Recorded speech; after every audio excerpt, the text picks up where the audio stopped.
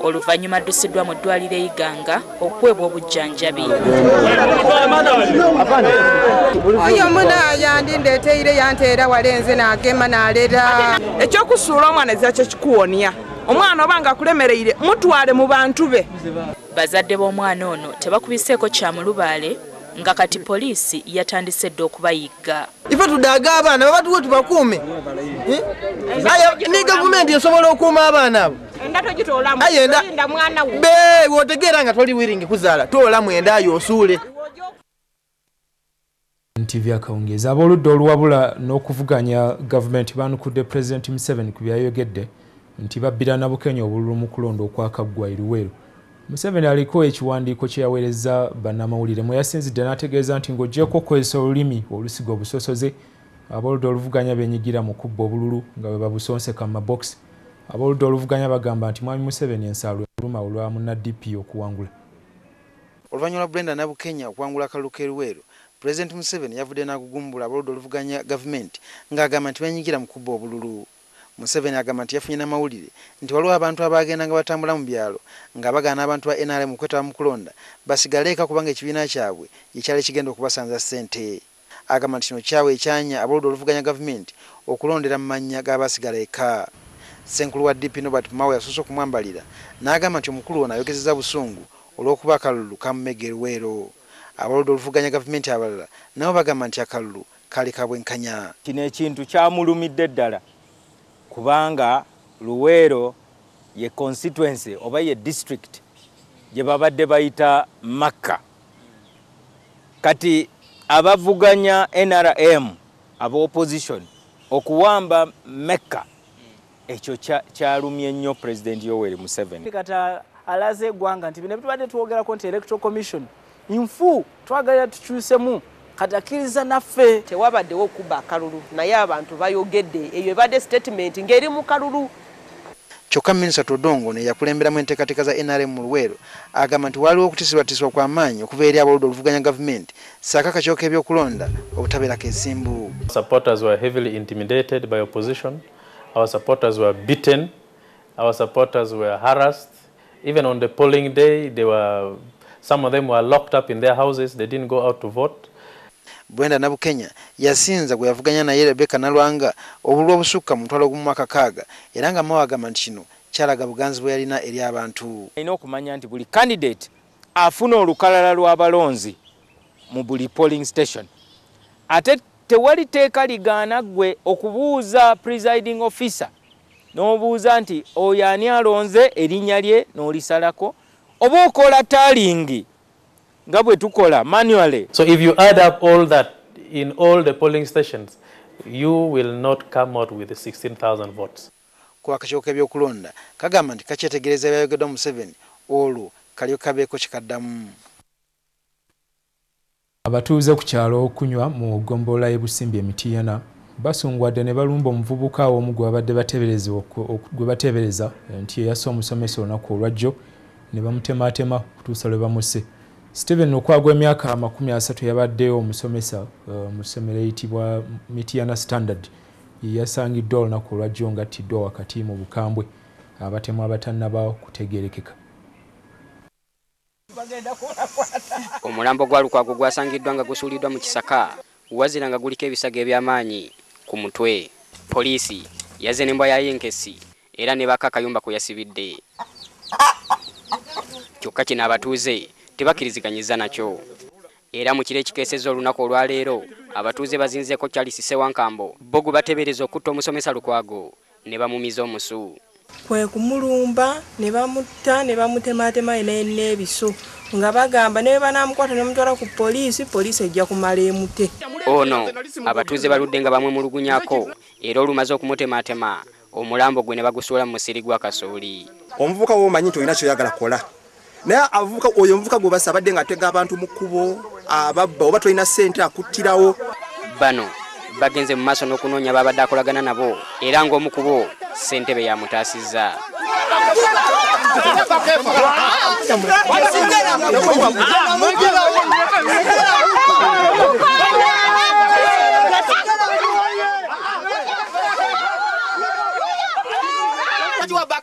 Sina bakefa. Kefa ni amubba. Sirina byewangi. Sina bakati kwe bakefa. Sina mubba. Ebimwogerwako nti abadde batunda kituufu ebibbe. Ono byabadde bale tubadde tumukwatanga. Musegedde bane n'olwensonga yo mukakkane. We tuviiridde mu kifo kino nga poliisi tennaba kutuuka. Emiti ya Nango birese mu birala omuyimbi Hilale Innocent Kiyaga atera okuyitibwa Dr. Hildaman ebigambo bimutabukidde kubanga woolirira bino alina ennaku 3 zokka okwetonda olw'okwambala ekyambalo kya Ssaabasumba juzi bwe yali atongoza oluyimba lwe olwasinze yaleeta ennaku. Baloya abeegattira mu kibiina ekitaba bannamateeka bakatoliki bagamba nti mukulu Hildaman ono yavoola ekyambalo ky'omusumba omukulu. Ye Hildaman agamba Ekereziya yali yamukwasa omulimu gw'okukunga abavubuka bakomewo mu Kereziya era kye yali akola ebyokwetonda abiganye.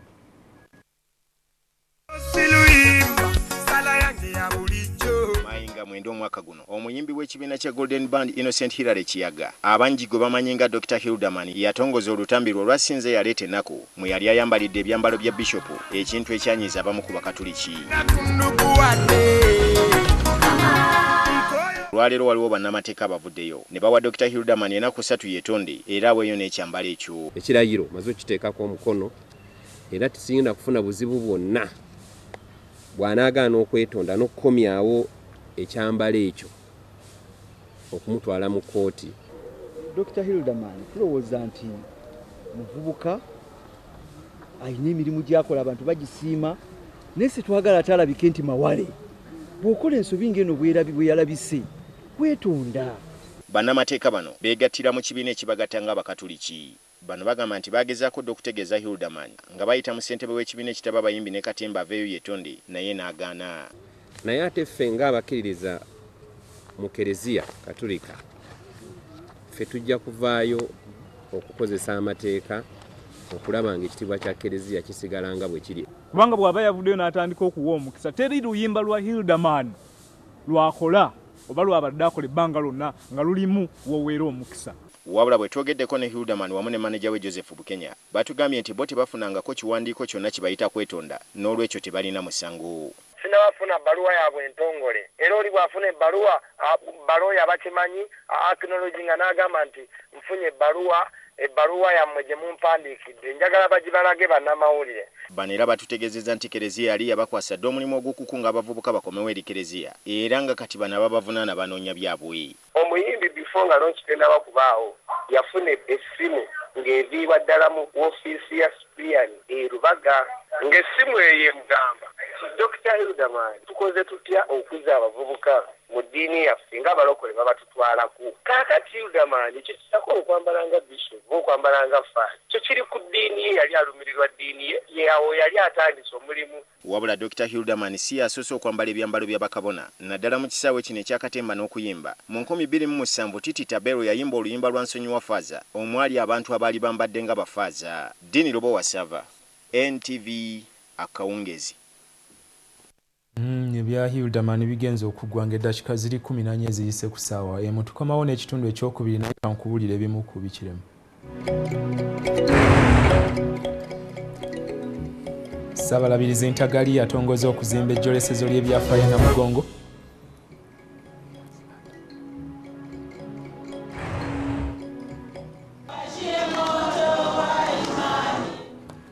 Okujjukira abajulizi abavudde Kenya bakusabira eggwanga lyabwe livuunuka ebikolwa by'ekitujju.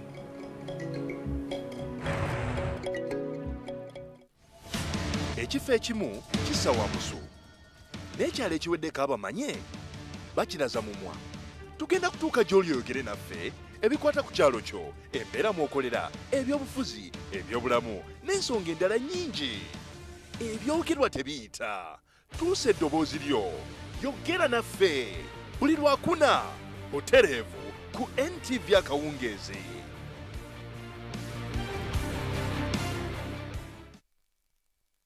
Oluvannyuma lwa lutalo abaana bangi batwalibwa ab'ekika era bulala basigadde abamu bajja ne babakima. Era twagende mu Lukoola eyo nakasongola mu Buluuri twagende mu Butale Babalaaro okubuuza omwana oyo mumanyi nti mukwate obutonde obw'ekkonkome mukwate obutonde bwa Ebola mubuteeke mu nsigo. Omuzungu ayogedde palamenti muyise bosi basajja omulembe guno gutuusemu n'abantu n'entondo kati waliwo n'emyaka egy'entondo waliwo yakiŋŋamba bamugamba muŋŋambe bulungi kati munkwate empola dokita buli akwata bayibuli eno ajja kusomera bintu nga ye bw'alowooza. For example, waliwo controversy yaliwo tobeera mu ssuuti ate n'oteekamu gganduula olina kubeerako kimu kubanga okusomesezza tumaze emyaka 2 tusomesa bannayuganda eddembe lyammwe mulimanyi oluusi n'obusobozi obulina nakulabira abaganda baagala kabaka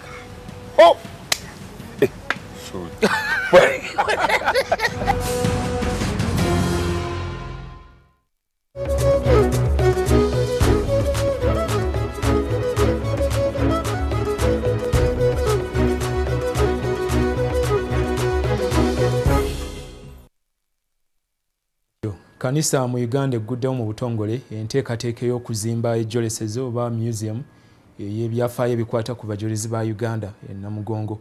Kano kabonero kakwongera okujjukira abantu bano abaalaga obuvumu ne bafiirira Yesu Kristo.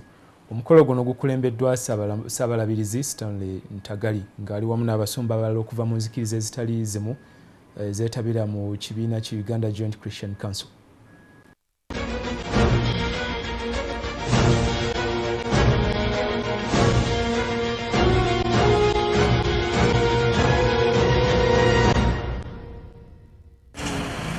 June olunaku lw'okujjukirirako abajulizi ba Uganda lukubye koodi ey'okkanisa ya Uganda ebikujjuko ebitandise na kujja kawuwo ku kizimbe gaggadde ekigenda okukola ng'etterekero ly'ebyedda oba museum egenda okutereka byonna ebifa ku bajulizi baayo. We decided because the matters were communal matters and we are here as a communal people from UJCC family, it's fitting that we do this together. Omukolo guno gwetabiddwako abasumba okuva mu bitundu by'eggwanga ebitali bimu era nga basabidde ku biggwa byombiriri. Mu kulaga obumu, Ssaabalabirizi Ntagali yakulembeddemu ekitambiro kya mmisa ku kiggwa ky'Abakatuliki ate Ssaabasumba w'essaza ly'e Kampala Cyprian Kizito Lwanga n'akulemberamu okusinza wamu n'okubuulira mu Baprotestant. The children of Uganda are growing up in a hostile environment. We have domestic violence, poverty in homes. The poor are becoming poorer. Domestic violence is on the increase in many families. So as we fight for unity and promote Christian values, let us have a strategy of starting with the families. Basajja ba Katonda bombi basabye abakulembeze okwolesa obufuzi obulungi obusembeza emikisa kyenkanyi eri bannansi bonna. Also to advocate for and promote policies and programs that contribute to good governance at all levels.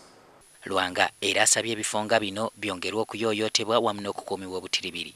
Museum eno egenda okwemmenta obuwumbi 36 egenda kubeeramu byonna ebinyumya ku bulamu bw'abajulizi Abaprotestanti era ng'ettundutundu erisooka lisuubirwa okuba nga liggiddwako engalo mu Juni w'omwaka ogujja. Ekifo kino abajulizi abasinga okwogerwako mu nzikiriza zombiri we baatirimbulirwa mu mwaka gwa 1886 nga Ssekabaka Mwanga basammula abalanga okujeemera obuwangwa bw'ensi ye. Solomon Kaweesa, NTV Akawungeezi.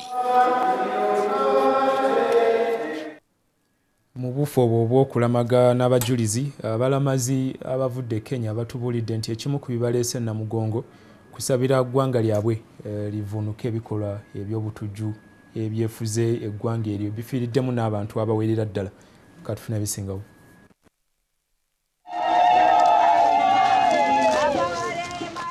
Lino ly'essanyu eryalagiddwa abalamazi okuva mu ggwanga lya Kenya amangu ddala nga bakatuuka mu Uganda. Bano batambudde okuva mu bibuga omuli Nairobi, Mombasa n'awalala.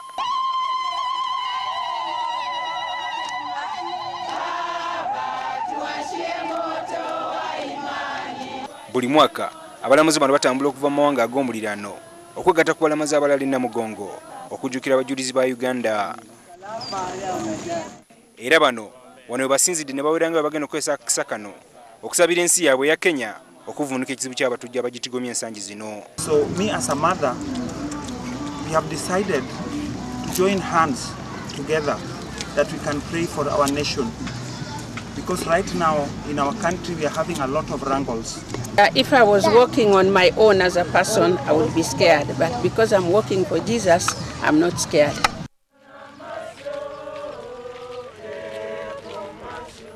Era mbufu bwe bumu abalamazi abalala okuva wano mu ggwanga bakyakulumukuka okweyiwa Namugongo.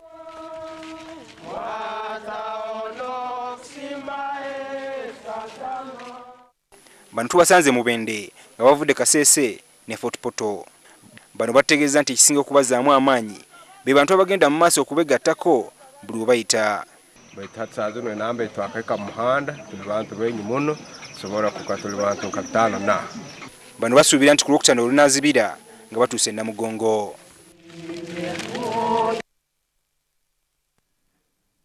Mu birala abalamazi abavaayo Kotido tukyabagoberera okulaba bwe batuuka e Namugongo. Olwaleero batambudde kilomita zisobyeko 30 kubanga bavudde Embiko. Wabula bwe batuuse Lugazi awo ne basalawo basulaawo we bajja okuva enkya. Omuntu waffe akyali nabo katula ebisingawo. Abalamazi bano bakedde ku makya nnyo okutandika olugendo lwabwe okuva Embiko era batandise n'amaanyi ekibasobozesezza okutuuka mu Mabira mu bwangu. Olugendo lw'Amabira terubadde lwangu era tulabye abalamazi bano ng'abamu amaanyi gakendedde ekibayitedde n'okwekutulamu obuyinja obutonotono. Abayimba baali batono okwawukanako ng'olunaku lw'eggulo ate akasana kabadde k'amaanyi nnyo wabula bino byonna tebibajje ku mulamwa.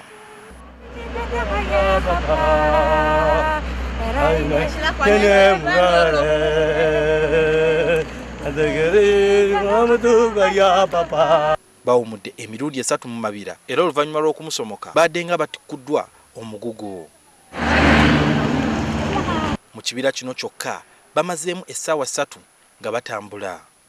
Olunaku lwa leero tewali afunye obuvune bwonna era nga balabiddwako eggulo nga balwadde badde balina ku maanyi.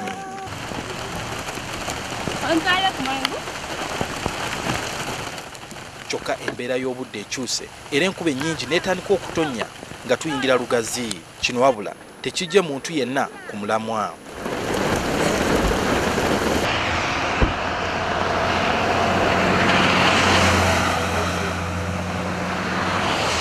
Twise mu bitu bingi leero omuli omusana ogwase ennyo, empewo ey'amaanyi ssaako n'enkuba. Ne wano ebyo byonna tebibatangidde okugenda mu maaso n'olugendo lwabwe. Libadde essanyu eri abatuuze mu ttawuni y'e Lugazi ng'abamu ku bantu bavudde ne ku mirimu okulaba ku balamazi bano. We saw the rain and we thought we would not get into the rain, but we were washed by the rain. This was good because it was becoming hot and very tiresome. The distance from Mbiko to Lugazi was about 30-something kilometers. So we came thinking that maybe we will reach early in time, but we found that it was far again. Abalamazi bano benyumiriza mu ky'okutambuza ebigere era n'okubanga essaza mwe bava yerigenda okukulemberamu emikolo e Namugongo. There was a youngest Christian called Kizito, youngest. So he died because of his faithfulness to God. By now, I'm also taking that faith to Namugongo. Olunaku lwa leero bawumulidde ku ssomero lya St. Peter's Primary School e Lugazi ate olunaku lw'enkya twakubeegattako okuva wano tweyongereyo mu maaso. Suhail Mugabi, NTV, Akawungezi.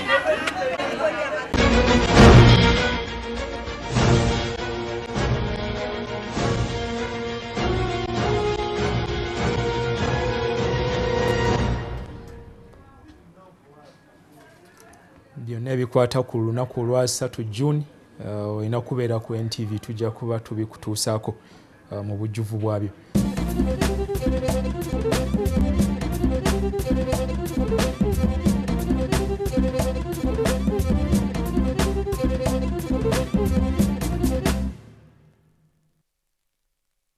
Mu byemizannyo omuzannyi wa Uganda Cranes azannyira ssente mu ggwanga erya Vietnam Moses Soloya naye aludde edda ne yeegatta ku nkambi ya Uganda Cranes olunaku olwaleero Uganda Cranes onoojuka eri mu kwetegekera okuddingana ne Madagascar ku lunaku olw'omukaaga mu z'okusunsulamu abalyetaba mu kikopo kya Africa. Olwo y'okujja kitegeeza kati abazannyi baweze 4 abataazanya mupiira ogwasooka Uganda bwe yali ezannya ne Madagascar. Bano bw'ogattako Geoffrey Massa, Dennis Onyango ne Tony Mawejje bali 4 bonna wamu. Ande Mwesigwa kapteni wa ttiimu yasuubirwa okusembayo okugyegattako olunaku olw'enkya ekiro. Mwesigwa ajja kusooka azanyireko mu liigi ya Kazakhstan alyoke yeesuule mu ddene atuuke mu Uganda. Mu birala ku Sunday eno e Busiika wali ku Motorsport Arena abavuzi ba motoka Jas Mangat ne Ronald Sebuguzi bajja kuddamu bagwisanya obwenyi mu mpaka eza Race to Race Championship ezitegekebwa ba Central Motor Club. Guno gwe mulundi ogenda okubeera gwe gusookedde ddala Jas Mangat okuvuga motoka omwaka guno bukyawangula engule ey'okuvulumula emotoka omwaka oguwedde. Omwaka oguwedde Jas Mangat bwe yawangulira Ronald Sebuguzi awatono mu mbiranye y'engule y'eggwanga. Sebuguzi yasigala kukkuluma nti empaka ez'emirundi 2 ze yawandukamu ze zaamuwanguza. Wabula ku mulundi guno oluvannyuma lwa Sebuguzi okusooka Mangat okwenyigira mu lwokaano lw'engule y'eggwanga mu kiseera kino olwakulembedde n'obubonero 50 yeewanye ng'omwaka guno bwagumalirako mu buwanguzi. Wabula essuubi lya Sebuguzi lyesigamye ku ngeri gy'anaavugamu motoka ku Sunday eno mu mpaka ezisuubirwa okumussa ku bunkenke olwa Jas Mangat gwasinga okweraliikirira mu muzannyo guno naye okuba nga zeewandisizzaamu.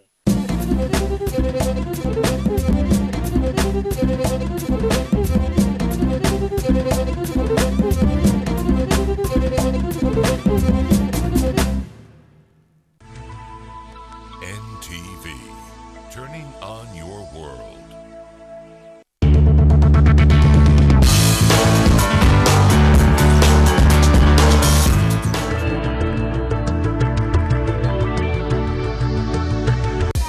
Sometimes children have amazing ideas, but they can lead to tough stains. And for tough stains, there's new Omo Fast Action. Its super fast cleaning technology removes stains fast. New Omo, no one removes tough stains faster. Program Guide.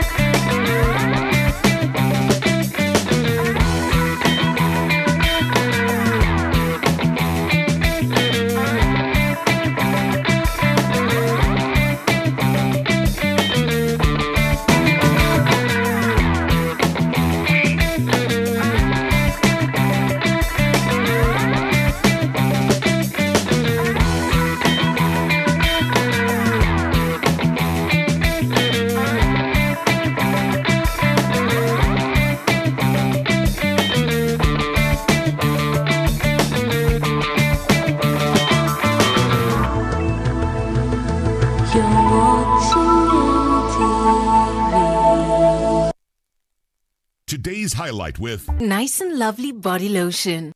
Yeah, but I won't give them the pleasure of catching me. Excuse me, Miss Veronica. What is it? Miss Guerra wants to see you. That's fine. Please let her in. Please give me a moment alone with her. I'd like you to explain to me why it is that you're supporting that absurd lawsuit against me. So you've heard, Antonia. It just so happens that the Suarezes told me about their problems. You bring out the best in me. New New and improved Nice and Lovely Body Lotion. The 24-hour skin moisturizer that's your skin's best friend. The best in me.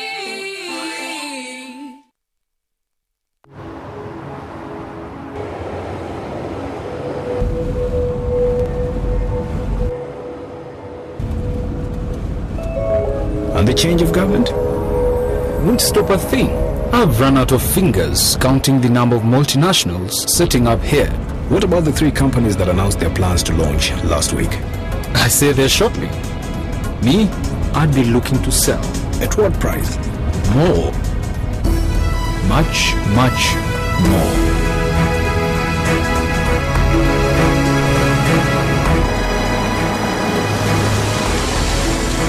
I don't know who you are or how you know these things, but one thing I'm sure of, you're in the wrong job.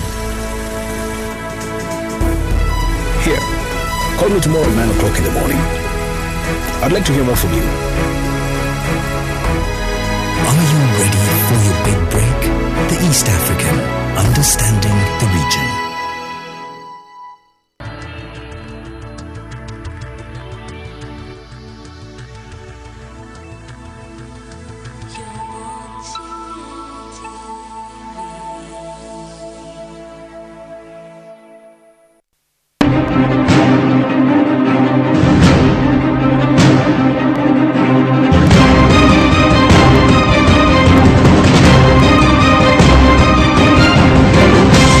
You're watching Morning at NTV. Oscar Valdez says that every saint has a past, but every failure also has a future. I don't want to brand you as a failure, but maybe your past has not been fantastic, and today might be the opportunity for you to start an awesome future. Well, let's start it together this morning on Morning at NTV, live from the Kampala Serena Hotel rooftop at the NTV studios, where Mabel is standing by, and joining today the guys who lambasted me yesterday. This time it's my time to revenge. Joel and Simon, and of course Isma in the sports segment. Let's get started with the question of the day.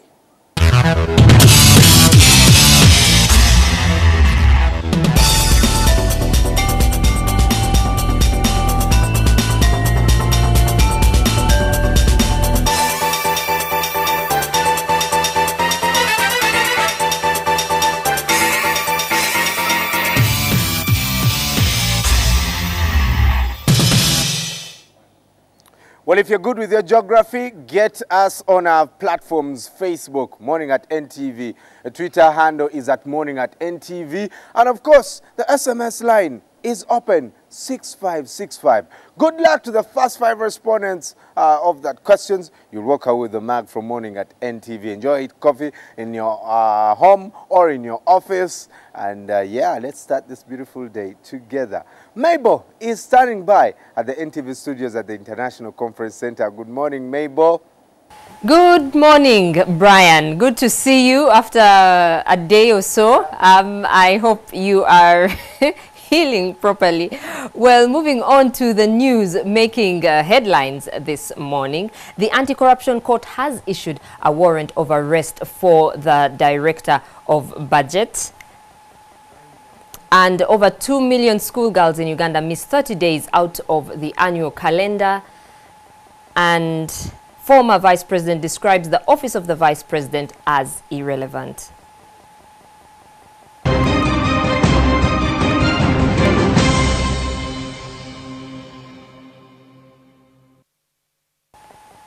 The Anti-Corruption Court has issued a warrant of arrest for the Director of Parliament's Budget Office, Samuel Wanyaka, on charges of embezzlement, abuse of office and false accounting. The Inspector General of Government accuses Wanyaka of stealing 800 million shillings in fictitious expenditures. However, Wanyaka has also filed an affidavit asking the Civil Division of the High Court to quash the IGG's findings and pay him general damages. Moses Akena reports. The Inspector General of Government has been investigating Parliament's Director of Budget, Samuel Wanyaka, since December over claims of embezzling over 820 million shillings and related charges of abuse of office and false accounting. There were also other allegations that he was misusing office property, for instance, photocopiers, that he was misusing motor vehicles, that he was misusing fuel. It is these charges that prompted the Chief Magistrate of the Anti-Corruption Court, Sarah Langa, to issue the arrest warrant against him. We have statements of all these people who signed these vouchers stating that they did not participate in spending this money. But what is clear is that the money was put on his account and the money was withdrawn by him. The Inspector General of Government, Irene Mulyagonja, says the investigations have been delayed by Parliament's indecision. I asked the clerk to Parliament to ensure that he is interdicted. Parliament has issued a statement saying they are aware Wanyaka is under investigations and that they have been cooperating with the Inspectorate. I quote, "Parliament has not received communication from the Office of the IGG or the Chief Magistrate Court with regard to the warrant of arrest. When the Office of the Clerk receives the communication, we shall make an appropriate response." But Mulyagonja says Wanyaka has not been cooperating with the investigations and ignored summons to turn up at the IGG last week. However, Wanyaka filed an application in the Civil Division of the High Court on Thursday last week, asking the court to, among others, quash the IGG's order that it should be interdicted, declare that the IGG's investigations and decision in directing and ordering its interdiction is unconstitutional, illegal, irrational, and improper, declare an order by the clerk to Parliament instructing him to take an indefinite leave as wrongful and unlawful, that the IGG meets the cost of his application. The application, drawn and filed by MS Niwagaba Mwebesa Advocates, says that the IGG usurped the powers of the Parliamentary Commission, which should investigate him, and that it has greatly inconvenienced and made him to suffer irreparable damages. The IGG has been ordered to file a defense over the affidavit by 2 p.m. on Monday. Moses Akena, NTV. Over 2 million primary school girls in Uganda miss 30 days out of the annual school calendar due to menstruation. The research conducted by SNV, the Netherlands Development Organization, released to mark the World Menstrual Day, highlights how the impact of menstruation is often ignored. Esther Sagai is from Karamoja sub-region. Among the Karamojan culture, menstruation is a taboo subject. This health cycle remains sacred due to cultural attitudes associated with it.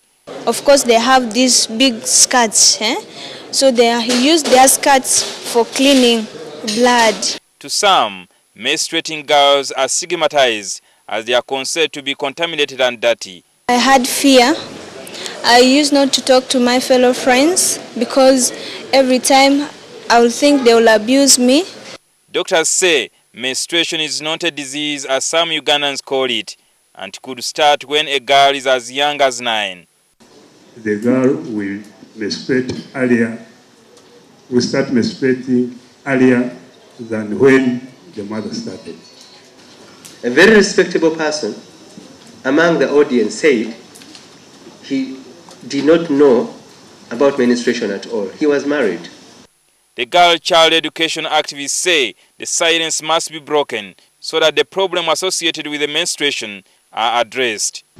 The girls living in extreme poverty, you'll find girls who are orphans living with grandmothers who are over 70 years and do not earn 1,000 shillings a day.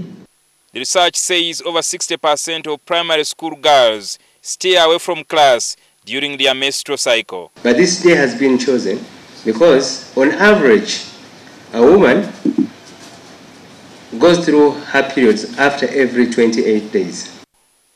Currently, there are 7.4 million pupils in Uganda's schools, and out of these, 3.8 million pupils are female, while the male population is 3.6 million.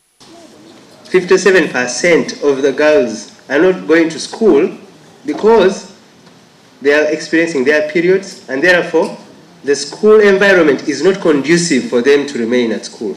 Cumulatively, you will find that 70% of the adolescent girls in schools are affected by menstruation. If this research is to reflect a national outlook of this problem, it could actually mean that over 2 million young girls in Uganda miss at least a month of school annually. Poor performance in school being directly related to menstruation of girls. The government recently promised to supply sanitary pads to all universal primary schools, but this has never materialized due to budget constraints. Neglecting menstrual hygiene management, according to researchers, could have far-reaching negative effects on the education of a girl child in Uganda. There are less girls and there are more boys. But have you ever asked yourself why? The actual impact is that only 3% of the total 3.8 million girls who join primary school are able to complete primary 7. Jingo Francis, NTV. The office of the Vice President is in the eye of the storm, and this time it's neither mismanagement nor corruption, but its constitutionality. Former Vice President Professor Gilbert Bukenya is raising the red flag, describing the office as ceremonial and irrelevant. Agnes Nandutu puts Professor Bukenya's sentiments into perspective. Persons are just there as window dressing. I don't know whether the current Vice President Sekandi knows where they are cooking the meat for serving on dinner tonight. The former Vice President, Professor Gilbert Bukenya, yesterday told NTV in an exclusive interview that he had been reduced to reading memos representing President Yoweri Museveni at funerals and insignificant functionings until he felt deflated. He said he forcefully went out of his way to promote upland rice, but was frustrated by critics who misinterpreted this as his campaign for the presidency. The office of the Vice President is provided for under Article 108 of the Constitution. He or she is supposed to deputize the President as and when the need arises.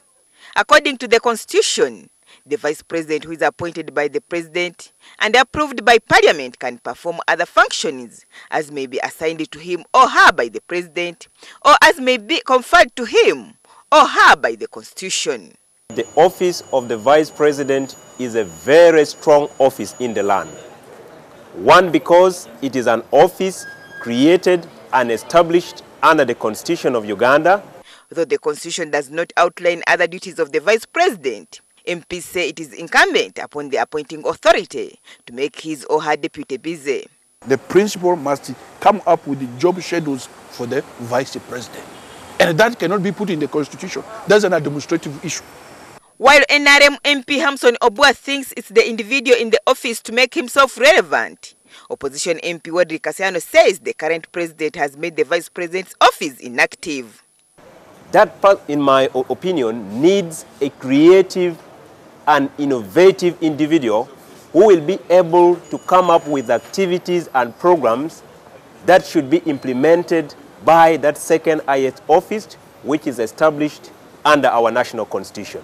He cannot do it because the principal wants to do everything. That is the problem. It is because President Museveni wants to carry everything and the whole country on his head. That is the reason why even ministers cannot take simple decisions without a recourse to him. Wadri argues that if there is no will from the appointing authority to strengthen the office of the Vice President, it will never create an impact unless individuals go out of their way like Bukenya did with his campaign to promote upland rice. Even after him, I'm also happy to hear Sekani is crying. And before Vice President Bukenya, Her Excellency Speciosa also used to cry. Besides earning salaries while in office, the Vice President is entitled to other benefits after leaving office. The emoluments and benefits of the President, Vice President and Prime Minister Act gives the former Vice President a monthly allowance of 4.6 million, a car, housing allowances and guards, among other things.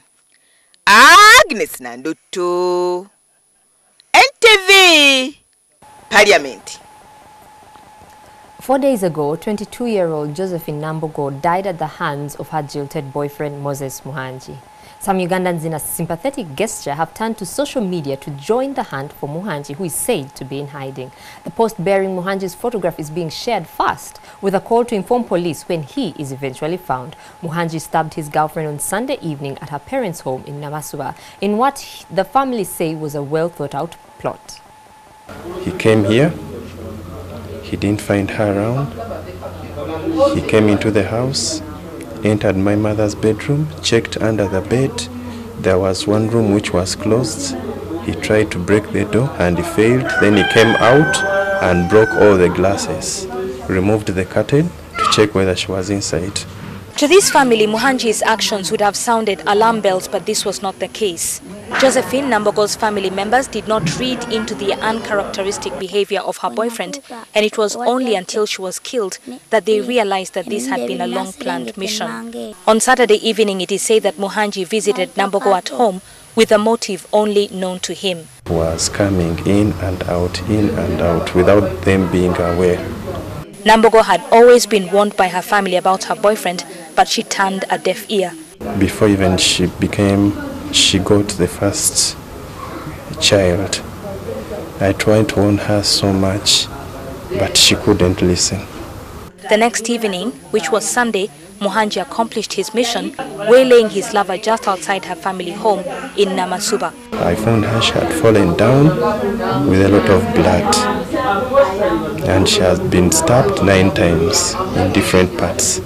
Here, the heart, the veins were cut seriously. But the question which still lingers on many minds is why he acted so cruelly against the mother of his 2 young children. Because my sister told her that she was quitting the relationship. These 2 innocent toddlers now have to go through life without their mother's love, all at the hands of their heartless father. Though the case is before police, some Ugandans have embarked on a social media campaign to smoke Muhanji out of hiding. You're still watching Morning at NTV this fairly wet Thursday morning. Now we cross over to the rooftop to Simon for today's press review. Now, Simon, there's an interesting picture in the Daily Monitor, the picture of the day. What do you think of it? Well, the picture of the day, if it's showing on your screen, folks who are watching us, is showing us the Uganda Wildlife Authority boss, Dr. Andrew Seguya, feeding a giraffe in a manner that would seem to pass off as a deep French kiss between human and giraffe, where that shows you the deep standing love that he has got for these animals. Yes, indeed. And, well, we tell you that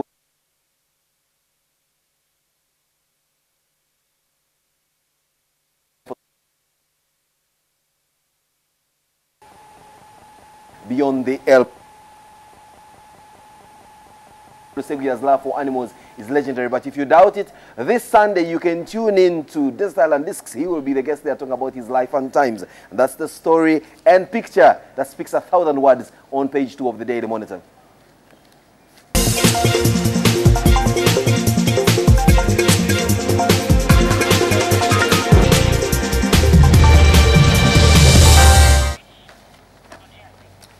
Welcome back. This is, yes indeed, the press review of Morning at NTV, coming to you live from the rooftop of the Kampala Serena Hotel. We do apologize for that brief technical hitch, but yes, here we are, the full set of the usual suspects, Simon, Joel, and Brian. Good morning, Brian, and how is it feeling now? Simon, what is wrong with you? No, you are not feeling fine, at least for the better part of this week, and so many of you are asking what it is that you are.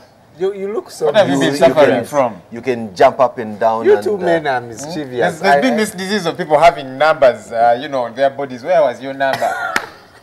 So I heard that story and I thought it was totally weird, and I thought I had a bigger problem. But when I was told the number thing, a taxi guy wearing that thing, what do they call it? Yeah, and I see young people also have those sites or whatever it is. Yes, around their arms and waists, so that the number does not, you know.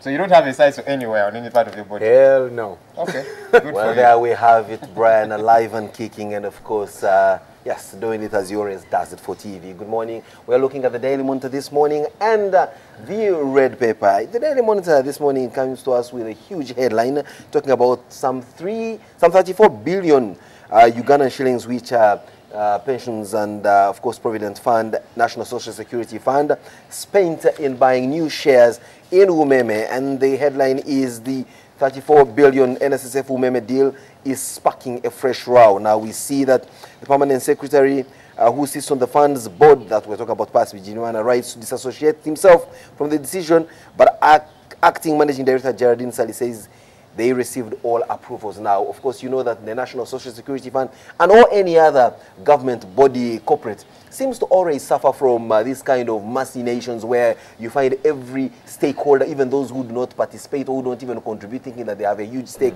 But there we have it, NSSF on the spot once again. And of course, well, Economists will say that they put up such a good buy with Umeme, but of course you know what it is. There has never been any single good deal that NSSF has been involved in a long time. The question is... and that's what I was going to say. You know, why does NSSF always get it wrong? Is it No, I don't think it's always getting it wrong. You see, you get people who do not even qualify to be anywhere close to the management of NSSF, thinking that they have got a say on matters of NSSF. But then who are the people complaining? It is contributors, and I think contributors need to have a say in how their money is being invested. You see, Joel, I much respected. But you see, by virtue of the fact that the three of us, out of 34 million Ugandans, qualified well enough because we went through a rigorous process to sit here and be the three that will present this press review. Yes, as a viewer, you may have what your feelings are, and we see many viewers coming in to spend more time doing a lot more. I've been seeing you tearing each other apart with some good friends of ours. There's a gentleman called Lu. Don't even mention his name. I think that's what he has always wanted, what he's mentioned on TV. Just ignore such a guy. Let's meet for coffee one of these good days. You know, I'll superintend over that. I have moments when I have to deal with some idiots, but then sometimes, anyway, away from that. Don't say that. Away from that. No, you see, the thing is, you're trying to drag me away from the debate. Okay, let's go back to NSSF.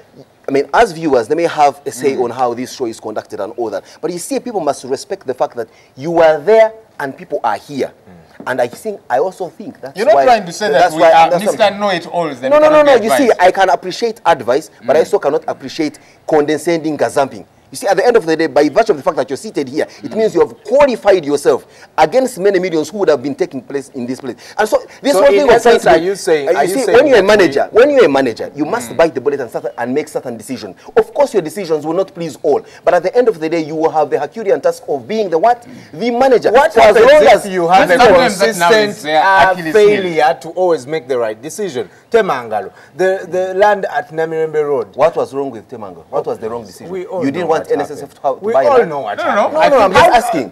You see, the thing is, and years later, you still sell it at the same price you bought it. That's not Temangalo. That's not Temangalo. Exactly. Temangalo is a different thing. Brian. But the land on Namirembe Road. No, Brian.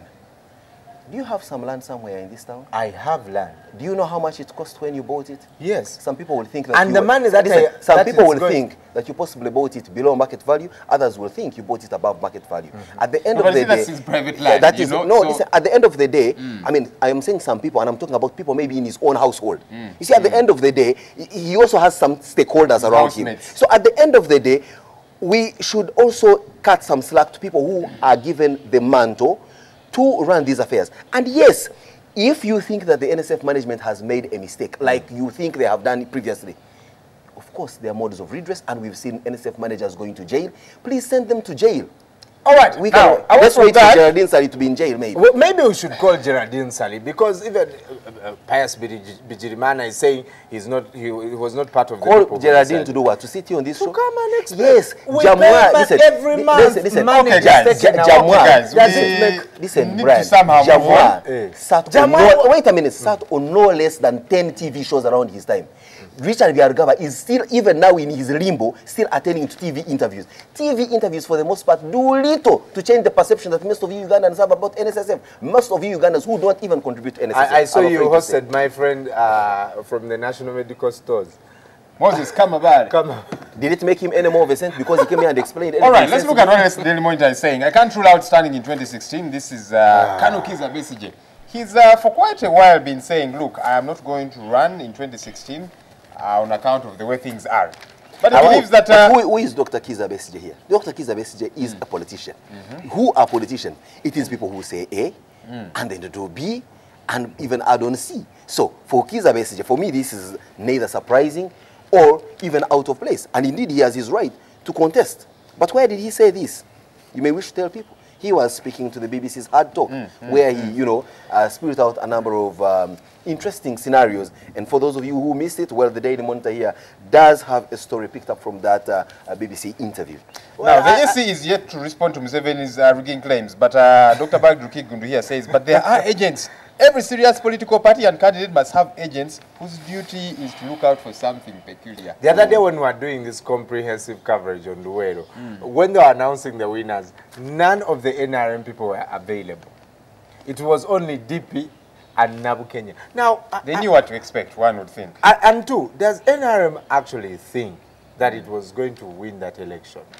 I actually find it very odd that His Excellency the President comes out and says, you know, there was rigging and the EC officials are actually very corrupt and so on. And some of us have begun to read between the lines. All right, so if he has evidence that the rest of us do not have, for starters, take it to police. But again, if you're saying that EC officials are corrupt, how would you know if you have probably not been corrupting them in the past? Just thinking aloud. Well, I thought you were asking me the question. I was going to say I've never been involved in an election. Well, we have a we have a disturbing story here in the Daily Monitor on page 3. And the entire page 3 is actually a gloomy page in the Daily Monitor. We've got one, the front headline story is abandoned HIV girl goes back to school. Well, that's a bit of a glimmer of hope. But we have a father who attempted to kill all his 4 children. Reason being, they are albinos. I think men sometimes are a bunch of morons, and well, I'll say that carefully. I just called someone, and you hear, and that was certainly not a woman. And well, so it depends on. I've said, I think sometimes some men, and look, you know, when you see a man whose wife has given birth only to girls, running around saying, look, you are a lousy woman, you cannot give birth to boys. I'm thinking, I think it is a lack of our intelligence, because look, it is the man who determines the sex of the child. You know about the XY chromosome and the XX thing. So I think we just need to up our game a little bit, get a little bit more enlightened, and who knows? You see, a man who does something like that is certainly not one you're going to start educating about chromosomes X, Y, and heterozygous or homozygous. This is somebody who is shrouded in blissful ignorance and, of course, buttressed by their own cultural prejudices.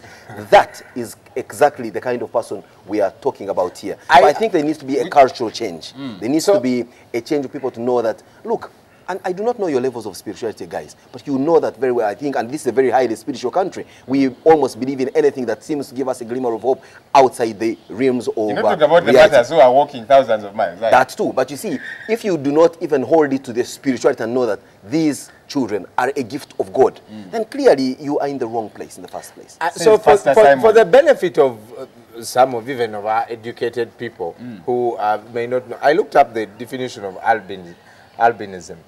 And it's a congenital disorder characterized by the complete or partial absence of pigment in the skin, hair, and eyes. And you're sounding like my biology teacher, due to the absence Mr. of Okirolin. and I'll tell you, you know, many times we actually marginalize these people, but I've seen a good number of them coming out to shine. I have a friend called Olive Namutevi.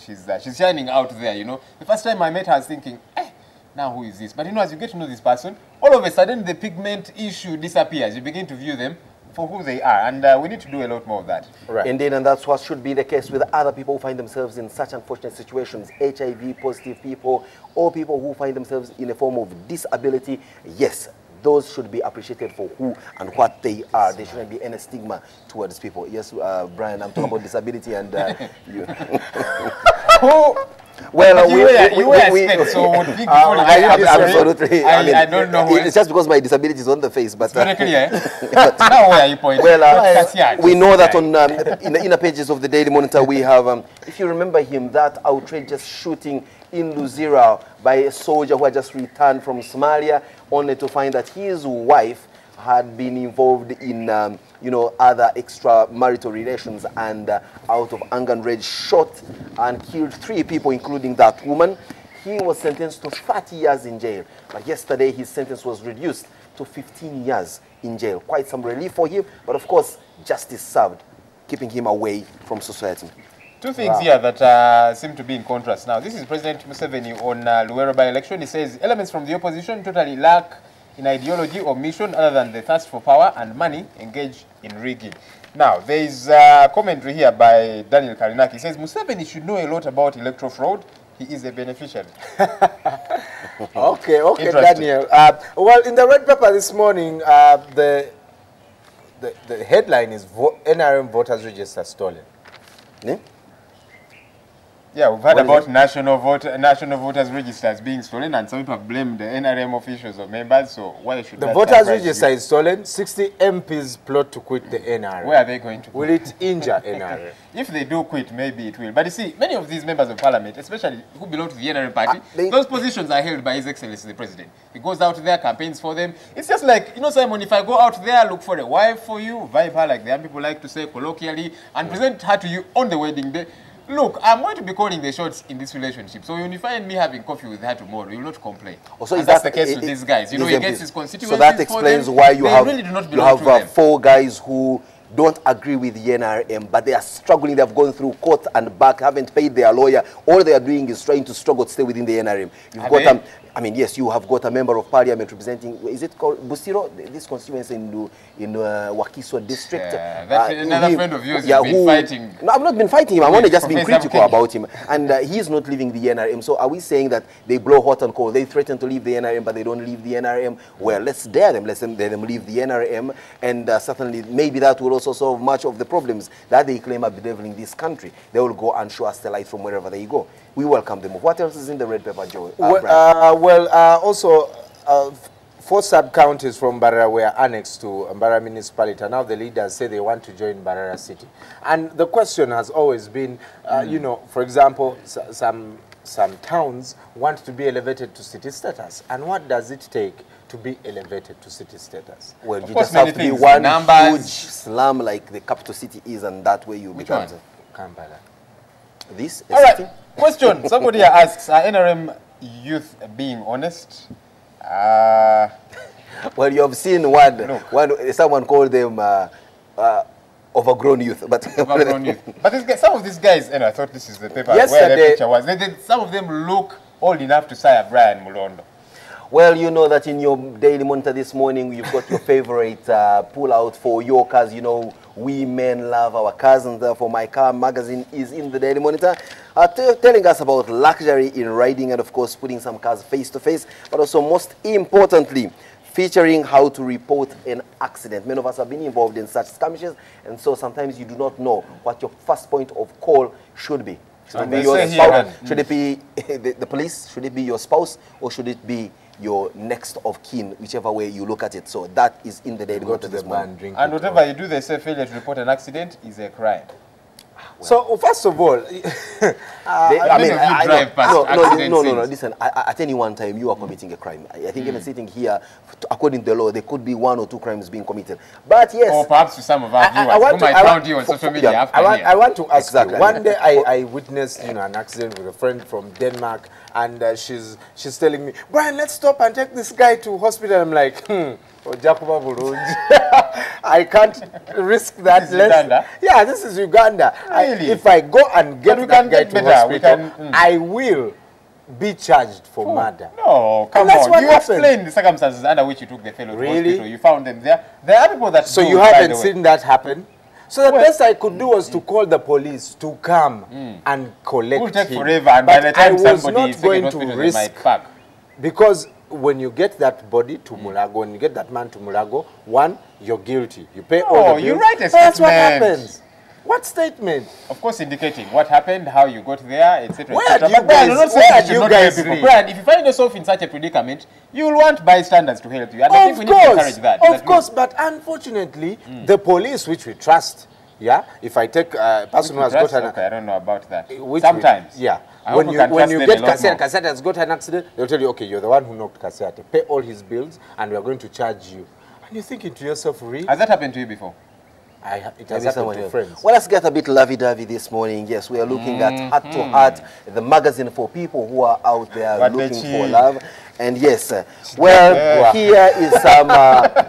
the headline story is of love enduring, and this is talking about a lady whose husband works at a mortuary. How do they relate? So many of you love your spouses, not so much for the jobs they do, but who exactly they are. But also, we also know people who love their spouses because of what they do and what they have, not so much who they are. So this heart-to-heart edition of the Daily Monitor this morning. I'm going to hear a quote by this man. He says, office men are useless and are womanizers. I earn a lot more than them.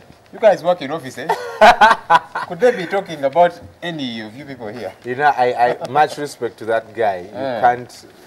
Without a doubt. No, I mean, the mortality rate in this country is certainly, given that the big industry now is certainly working in a morgue, because there you are assured of daily customers, sometimes even an oversubscription of them. And if he's working at the National Referral Hospital, damn, he must be a very busy man. The guys making coffins at Kavule, you know, like, do they get there and say, business again? Well, in the sports section of the Daily Monitor, we know that obviously it's a 14-day countdown left. to the world's biggest soccer stage, which is the World Cup. And yes, there is very much interesting and, of course, insightful stories about the World Cup. And, of course, we know that we're also counting down to face up with Madagascar, who we've got to beat so that we can head to Morocco. I don't know what tournament that is, but, of course, you know, as Uganda, we are now back to the mathematics and hoping on the fact that we'll win this team via home turf. And, of course, you, the 12th man, who is none other than the spectator on the stands and you watching from wherever you'll be watching. Of course, bad news coming in from the international scene. For those of you who are fans of Manchester United, not only did you end at a dismal 7th place in the last English Premier League, but also your owner, Malcolm Glazer, the American billionaire, is reported dead. And that obviously is not some good news coming in there. Now, crossing over to Mabel at the studios to tell us something about what's happening on the international news. I'm talking about death. We know that poet, what can I say? I wouldn't say drama queen, but of course poet and drama actor and writer, American of African descent, Maya Angelou, reported dead yesterday. We also know clearly that there is a lot of other stories playing out on the international scene, including yesterday President Obama, yes, Global issuing out his outline of what American foreign policy is going to be in the remaining years of his tenure. What else is playing out on the international scene? Of course, maybe we know, unfortunately, talking about death again, there is a Pakistani woman yesterday who was bludgeoned to death outside a courtroom in Lahore in Pakistan. Reason being, she refused to denounce her husband, who she loved so much. Let's also not remember that just neighboring here in Sudan, there was a lady who's been condemned to death by stoning, reason being that she has to denounce the fact that she fell in love with a Christian man. This lady was pregnant when she was condemned, and the good news coming in from Sudan is that she gave birth the other day to a bouncing baby girl. We also know that Edward Snowden speaks for the first time, but also he's been dared by the American authorities to man up and come back home and face trial. Against all that staccato of stories on the international scene, what else do you have, Mabel? Thank you very much, Simon, for that comprehensive, should I say, briefing of what is happening around the world. Yes, Edward Snowden has been told to man up. Here he's saying he is a patriot. He declared this on an interview with NBC. But is he just a systems analyst, as he says, or is he a trained spy, as the Americans say he is? The vice president there having said that a patriot would not run away, so he needs to man up, go back home, and face the consequences of what he has done. Another story that is quite big are the pings that may not have been coming from the black box. Now, this is about the MH370 that disappeared, I think, about 2 months ago. Research has been going on, and now they are discovering that actually what they thought were pings from the black box were actually coming from a ship. And obviously, this makes it very hard for the family members, and we do hope that this thing will one day come to rest.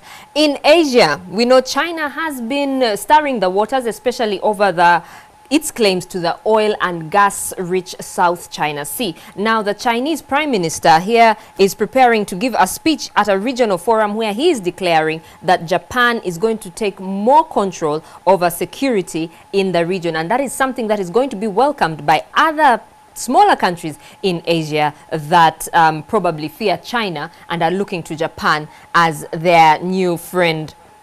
We do have the story about Manchester United owner Malcolm Glazer dying. He was 86. He was a self-made billionaire and a hugely divisive figure at Old Trafford.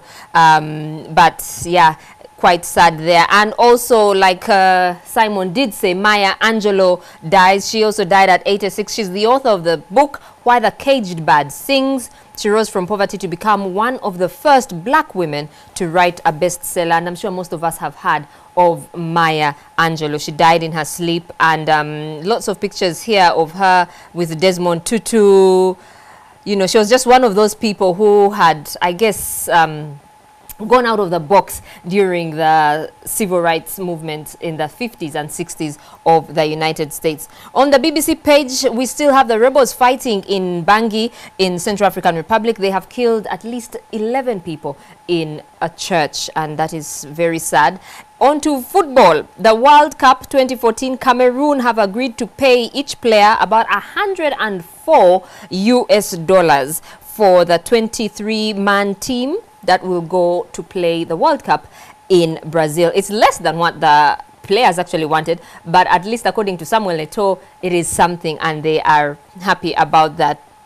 And lastly, I get inspired when I see people who just, should I say out of the blue, they just get this idea and they run with it. Now we see Dr. Dre here joining Apple in a 3 billion Beats acquisition. Apple's acquisition of the headphone and streaming music company is the most expensive deal in the giant's history, the way to the bank. So whatever dreams you have, do follow them up. That's all we had for you on the international scene. The big story will be coming up right after this break.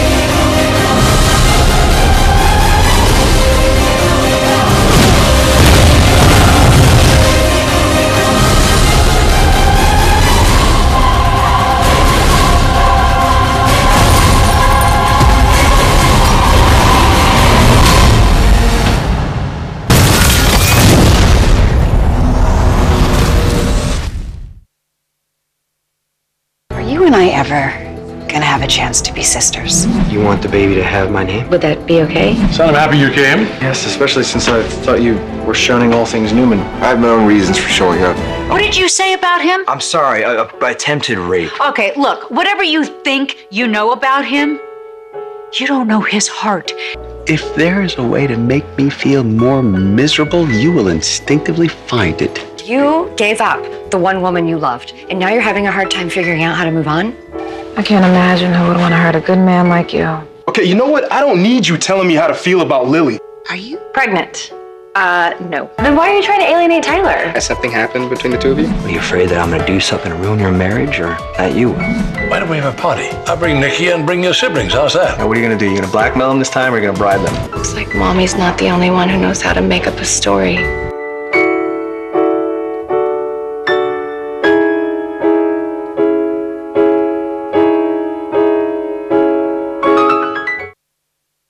You can bring everybody in parliament as long as they can wake up and vote for their NRM. As long as the voters exercise their rights to elect their leaders, there was no need for term limits in Uganda. I know him. I know how he operates. I know how he thinks.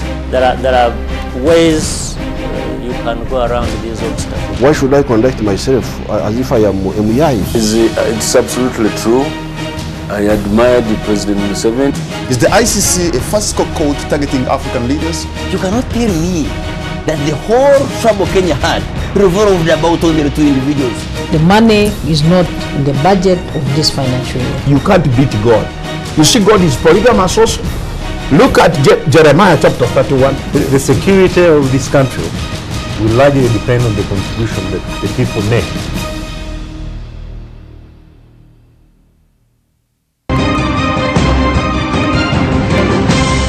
You're watching Morning at NTV with Simon Kasiate, Mabel Kebirunji and Brian Munondo. Time now for the big story. Now, if there's anything you'd like to comment about on the big story, feel free to post your message on our Facebook page, Morning at NTV. Simon, good morning once again. Whom are you hosting today and what are you talking about? Thank you very much, Mabel. Indeed, this morning we are, it's been a time of books. We just saw the Vice President launching his book, In the Corridors of Power. We also know that indeed yesterday a renowned author and writer Maya Angelou did pass away, far off away in the United States. She had some huge stint in Africa where she lived in Ghana. And yes, bring it even closer to home, I have the privilege and honor to host an author of a brand new book, very fresh. In fact, if you're not careful, the pages would catch you smelling with it, newsprint. Yes, Julius Muchunguzi, who is a communications advisor at the Commonwealth Secretariat in London, but one of our own here, a former employee of the National Media Group. And yes, he's with us this morning to discuss matters his book, but matters Commonwealth, African elections, and everything in between.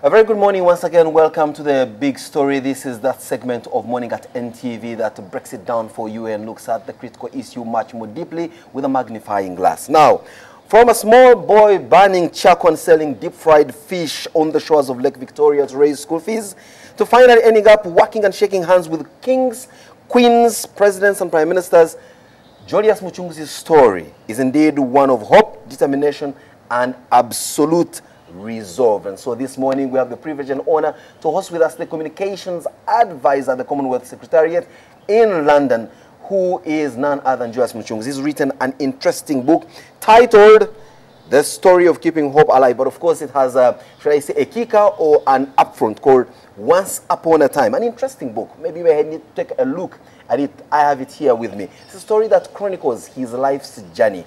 From, indeed, like I said earlier on, a village boy brought up in the southwestern district of Kabale, but traversing the country, going through the struggles that many people can associate with, but finally getting to where he is at the moment. It is indeed a story of grass to grace. Good morning and welcome to the show, Julius.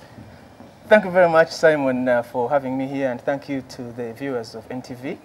I am glad to be hosted here. I thought being in London, you had now dropped the Ugandan mannerisms of always exchanging long pleasantries, especially when you're hosted to a TV show. But anyway, Julius, many Ugandans in our generation, your generation, generations before, generations after, few of them, unless inspired by the desire to join political contestation, do not usually chronicle their life story. What was your motivation to write this very insightful book about yourself? Thank you.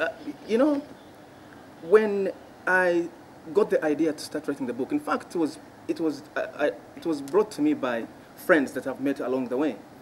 They would ask me, I would meet them in different places around the world, and they ask me, "But where do you come from?"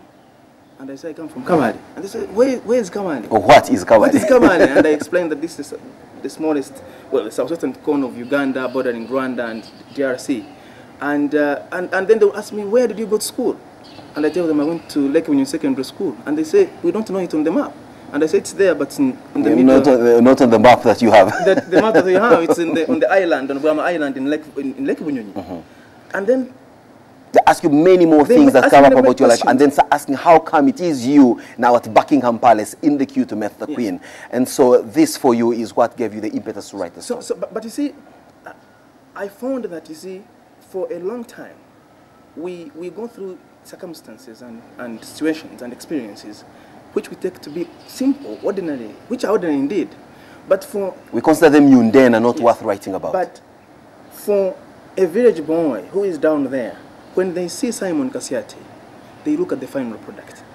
And they may not actually know what it has taken or what circumstance they went through to become what you are. Yes. That's not even the preserve of village boys. Many town guys here look at every person where they are as a finished product. They never give and lend credence to the process that has made you a finished product. And what that does is that it denies, when you don't document it in writing, it denies an opportunity to those other people to see your example, your own life's journey, and see whether there may be useful lessons that they can pick of your mistakes, of your choices, of your decisions, that may help them to look at their own stories and make them like yours or even a lot better than yours. Actually better.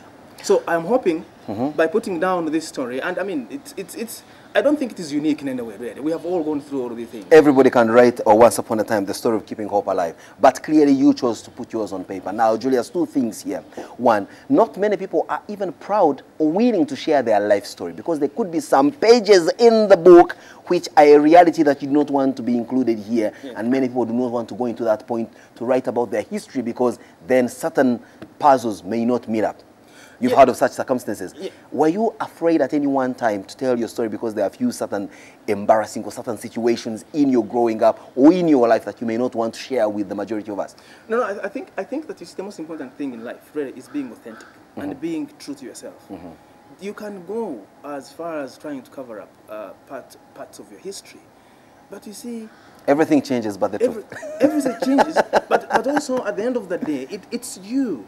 And if you don't tell the authentic story of the things that have happened in your life, the highs, the lows, the challenges, the successes, the mistakes, then you deny people that look up to you or people that you look up to the opportunity to actually know who you are, to know who the true person is that is where they are or trying to be where they want to be. And so, yes, in the book there are some what you may call embarrassing or interesting or funny scenarios. But I think that we owe it. I owe it to those that I have met along the way that told me their authentic stories, that told me about their own journeys. And I said, okay. And even those who know you and say, but Julius, there is a part where you and I shared something that is not in your book. Yes. But tell me now, talk about which. How were you able to remember these episodes in your life to come up with this voluminous book? Now, one of the things is that the people that I meet, whether they are big, whether small, whether they are old or young, they tend, when I speak to people and sit down with them, they tend to leave an implant on my mind. And for some reason, when I sit back, I see these events and people and circumstances playing out in my mind. And so you remember them? So I remember them. I don't think that I struggled. So let's say you had to out this book sometime, maybe in 2 months, but you had the privilege and honor to be on this very dice. Perhaps this very episode of your life would be contained in that book. Without a doubt. Well, Julius, many people always argue, and you have been a Ugandan writer for a very long time. For the benefit of you, our viewers who may not know pretty well who Julius is, Julius did work as an astute reporter with the Daily Monitor. In fact, you cut your teeth in Ugandan journalism, and yes, worked even with the New Vision. You know very well that the reading culture in this country is one that one would not say we can say we're proud of. In fact, the joke is if you want to hide anything from a Ugandan, put it in a book. So, Julius, why are you putting your life story in a book when clearly not many pages are going to go off the shelf? I'm not as pessimistic as many. I know that we need to up our reading culture, but we need to write those stories that actually resonate with people. Or maybe the reason we don't read is because we don't find books that tell our story, that we don't see people who write about ourselves. I think that's one of them, and you see, we have to start from somewhere. Ugandans are reading. They may not be reading enough, but we are reading. And so we need to be able to provide the reading material. Indeed, I have seen huge tributes on social media going into Maya Angelou. I mean, to be very honest with you, I'm not the kind of reading person that, you know, is so fascinated with literature, poetry, and the like. And so, to be very honest, I only got to know about this lady yesterday. But I'm seeing a string and an outpouring of grief from many a Ugandan who followed her works over the years. Why? Because that was Maya Angelou, but there was no Julius Muchunguzi on the shelf. Yes, and you see, so that's why it is important. See, when we write about issues and circumstances that people can identify with, that they can see their own stories in these stories, I believe that people will read. People will read when they feel that what they are reading resonates with their circumstances, or provides them some examples or some situations, some pointers that can help them make their own decisions. So my encouragement to those who may say that, why write when you know that when you write your work will actually be hidden? I don't believe so. I believe that we can. Sometimes they say that build it, they will come. Let's write the books and people don't read them. Then we can actually say that we tried and failed. We did our part. Yeah, we tried and failed, but we didn't fail to try. Correct. Now, Julius, getting again further deeper into this book, writing an autobiography is one such tedious job I want to imagine. There are many people who will pick this book, read your story, get inspired. Read your story and say, oh, well, this is the usual script of grass to grace. Now, to who is this book written? I write this book to every person that at one point felt that they had lost hope of getting to achieve their dreams. Do you think such a book can be written of somebody living in current times? Is there a sense of hopelessness that you see in younger people in the current generation, and also the fact that they get out of that hopelessness and reach the heights which you have ascended, perhaps even beyond? No, I think there are stories in the book that speak to almost every example of the situation that we are living in today. There are students now at university or in high school who are struggling to make a choice on what combinations they want to take, on what courses, on what careers they want to take. I speak about my own experience, where society expects children to be into a certain category. Your parents produce you, get you there, and they want you to be a doctor, but within you, you don't feel that you're a doctor material, or you don't feel that that's what you've been called to do. Stop telling my story. Well, so I see, whether it is in academia, whether it is in career, whether it's at workplace, whether it is in travel, whether it is in experiencing, different cultures, there are experiences in this book that I feel will resonate with many people.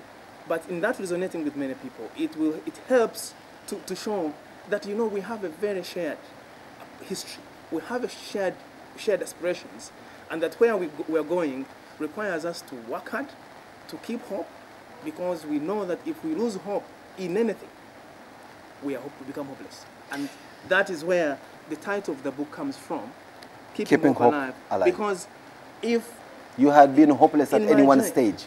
But you see, somebody has to hold your hand and make you believe in yourself. Okay? And so this also pays tribute to these people that held your hand at various stages in your life. It pays tribute to people who spoke to me. The spoken word and the written word that impacted my ability, my aspirations, and made me believe that, you may be from a different circumstance, you may be from a very challenging situation, but if you only work hard, if you keep hope, if you network and get to associate with people that really will help you grow, you may have the opportunity to laugh at the end of the day.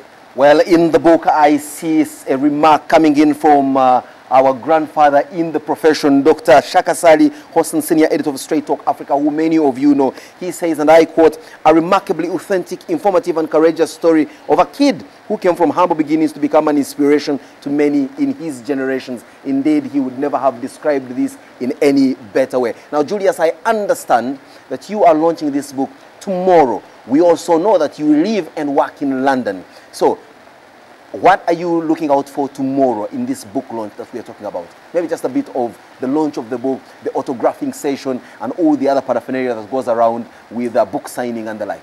Yes, the launch of the book is tomorrow, which is the 30th of May, Friday, at Kembaba's Catering Center in Naburu. Aren't we lucky that you're launching this book in Uganda, where it all started and happened for you, as opposed to where you wrote the book from in the UK? In fact, matter of fact, it was edited by Ugandans. Oh, that's tremendous.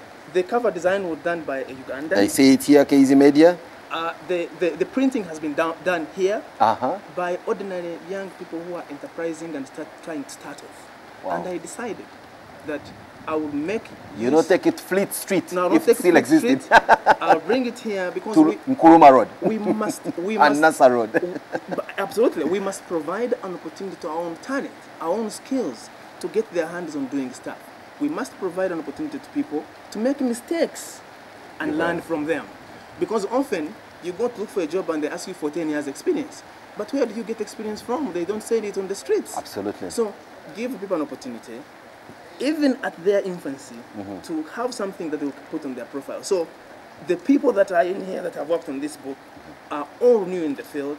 They are young people, some of them I taught them at Masai. So this will certainly be a big milestone on their resume. Now, Julius, you know your old Chiga saying that wherever you meet a king, it is at that point that you pay homage. Yeah. Indeed, we are privileged to have with us the communications advisor of the Commonwealth Secretariat, best in London, and there's no way I can let you off this dice, and all we've talked about is your interesting and informative and insightful book. I'll take you away from that and possibly now bring the tough to your job. Yes. Julius, you have been all over the African continent, the Commonwealth, doing your job. The Commonwealth is involved in election monitoring. The other day, you were reported in South Africa, monitoring and observing the election there. From South Africa, you went to Malawi. Yes. You monitored the election there, and now the Ugandans know exactly what played out in the elections in South Africa, in the elections in Malawi. Of course, you've also been to Uganda with an election observation team in 2011, and previously before that, you were here with your team from the Commonwealth during the CHOGM. Julius, I'm sure you've tried also to catch up with what's going on the political scene in Uganda. You see the Sol candidacy, the Chankwanzi resolutions. You're seeing the Amama Mbabazi, President Museveni, tussling it out. You're seeing the Gilbert Mukenyi. You're seeing Luwero turning out to be, an Achilles heel, or should I say, Waterloo now for the NRM, which previously was their stronghold. Against all these political goings on in the country, and of course, as a Ugandan, but who has had the privilege of being an astute political reporter, yes, midway this presidential term, what sense do you make of all that's happening here in Uganda? I mean, by extension, even the continent of Africa. No, the Commonwealth had observers in South Africa, and I was part of that. And from South Africa, we went to Malawi, whose results are still being, challenged in court. And but you see, there's one thing, Simon, that is important in elections. An election, of course, as you know, is not an event; it's a process. But you see, to have a credible election is a responsibility of every stakeholder. There is a tendency sometimes to think, for instance, that the Electoral Commission alone, election management body alone, is what will deliver a credible election. Well, you saw President Museveni's letter saying the Electoral Commission is certainly not up to its game. No, I didn't say the letter. But the thing is that all parties that are involved in the electoral process, from the politicians themselves, the candidates, to the voters, to civil society, to the media, to the Electoral Commission, which is the referee, have to play their rightful roles to ensure that the rights and freedoms of people to be able to cast their ballot and choose their leaders through regular, free, fair, and credible processes are upheld. Now, those are the lessons that I've seen in a number of African countries and elsewhere that we've been to observe elections at the Commonwealth. I think there are lessons that can be learned across the board. Number one is that you must have a population, a kind of voters that know what they are voting for. So civic education must be at the fore. Is absolutely important. And that is the responsibility not just of government, not just of the Electoral Commission, but the responsibility of everybody, of education institutions, of families, of the media, of political parties.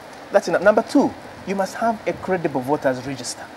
You see, well, the Red Pepper this morning is reporting that the NRM voter register has gone missing. And you see, because they say that it's the numbers stupid. If you have the numbers, then you're there. But those numbers must be based on authentic, on credible figures and people that actually exist. The date should be out.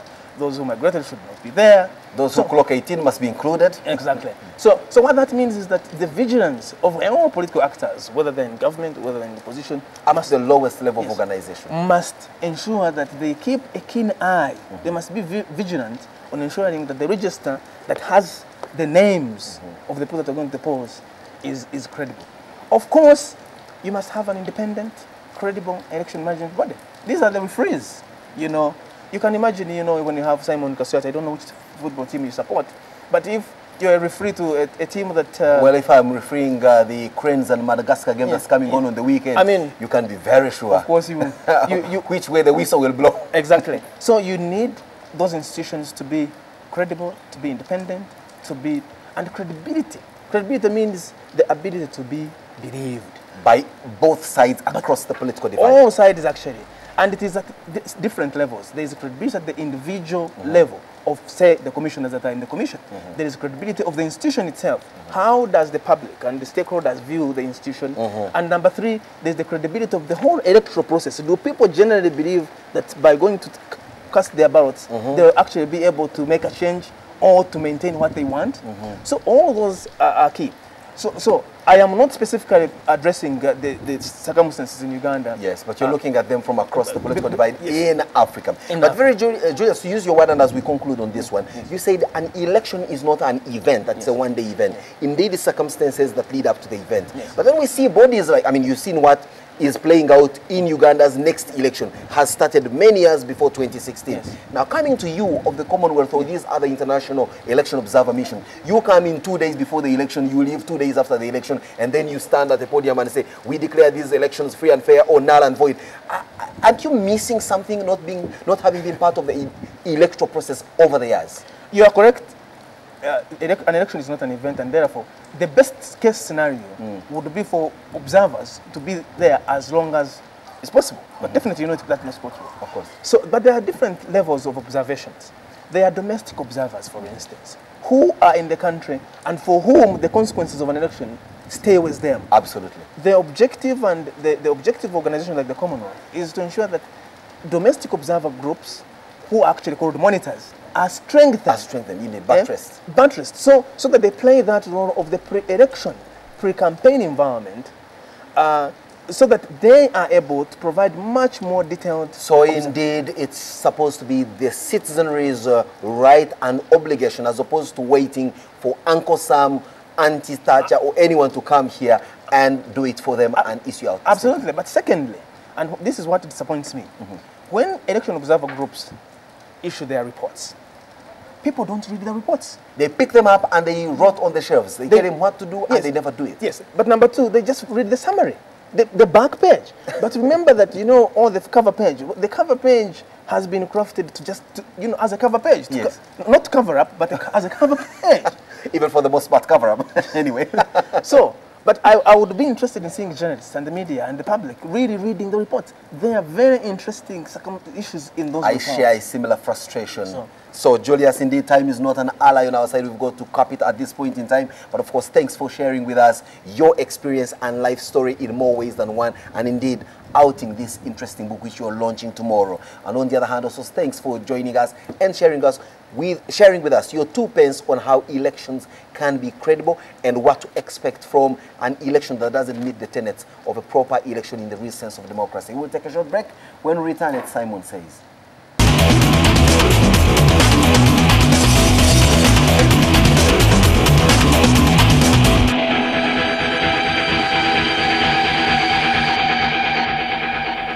Well, many a times when you are faced with a situation of outing an interesting and captivating speech, many people prefer to pick up either a joke, stuff from the internet, or a quote from either Winston Churchill or other great writers, or even former presidents like John Fitzgerald Kennedy.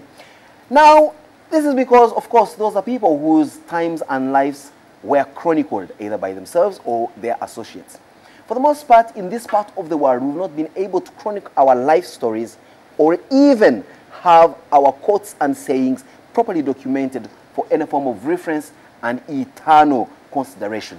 But when you see people coming up to write their story, ordinary people in their ordinary sense, writing their story, telling their life story, sharing their experiences, clearly it is an indication that perhaps, indeed, we are going in the right direction, the direction where those countries and those people that we envy to be with or envy to be in obviously have gone through. Now, the story of Julius Muchungzi, once upon a time, the story of keeping hope alive contained in this book is one such addition to the hope that this continent, and perhaps even very specifically this country, does need.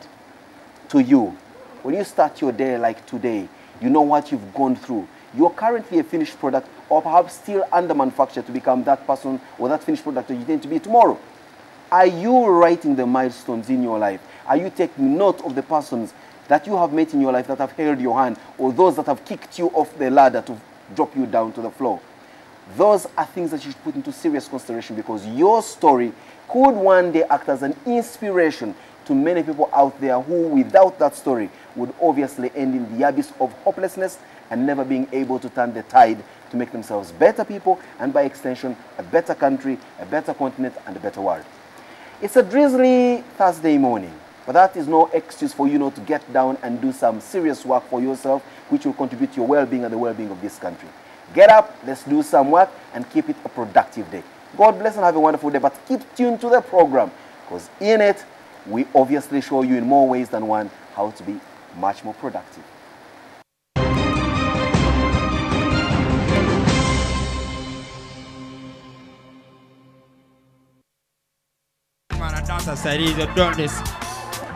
Aro, give me 5 stress, 3 gonorrhea. Kale muli wano, you think you've brought capacas? Omwana yena sobola gamba super deep. Si miaka jafe. I'm like, I like my swag too. So what about it? Then she was like, I also like your accent. That village accent. Now. Okay, why didn't you when you got political Tayaka, no more than a Kajawa? Katinakamuza, why are you crying? I think I'm Big Mitch. Larry Hoover. Put that in Kiprotich's accent. I think I'm Big Mitch. Larry Hoover.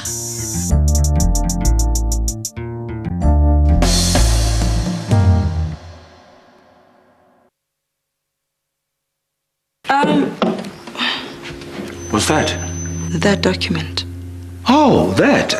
Just some business. I came to apologize. I have no right to interfere in your lives. I've eliminated the only evidence that links me to Ivan Chinawa's death. But you didn't have to kill another person. It's not like I've got anything to hide, Nene. Just go ahead. Victoria, how is it like to work for Miles Filagazi? Blood seemed to matter not. Blood? Yeah, blood. I'm responsible for your father's death.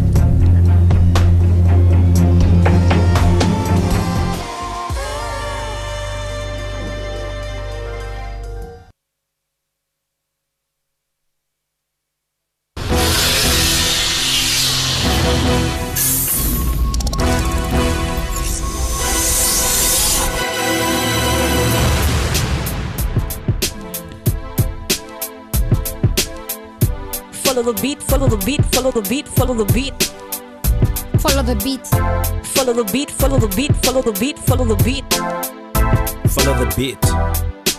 Follow the beat, follow the beat. Follow the beat. Follow the beat, follow the beat, follow the beat, follow the beat. Follow the beat.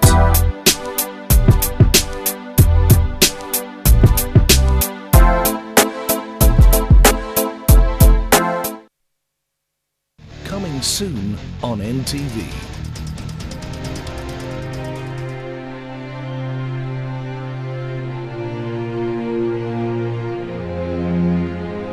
A tale of two families.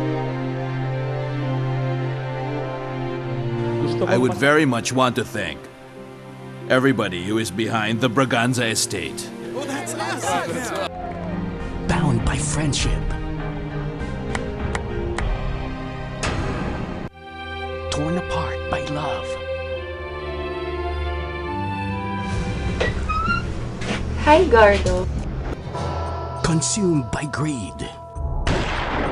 A man's courage is not measured by how many guns he owns or about how many people are frightened of him.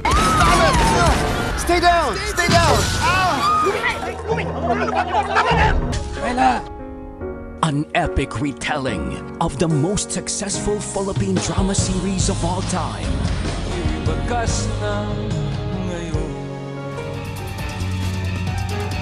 Coming soon on NTV.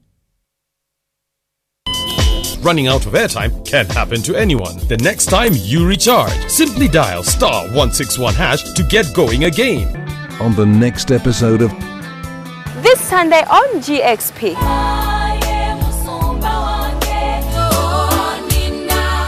We join the Uganda Matters Shrine Namugongo 10 a.m. Mass. Have a chat with Pastor Gary Skinner.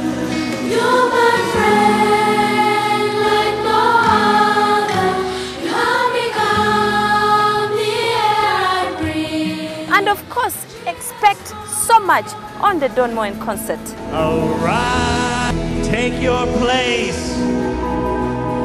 be enthroned on our praise. Join me, Carol Flower, David Anton Jex this very Sunday only here on NTV.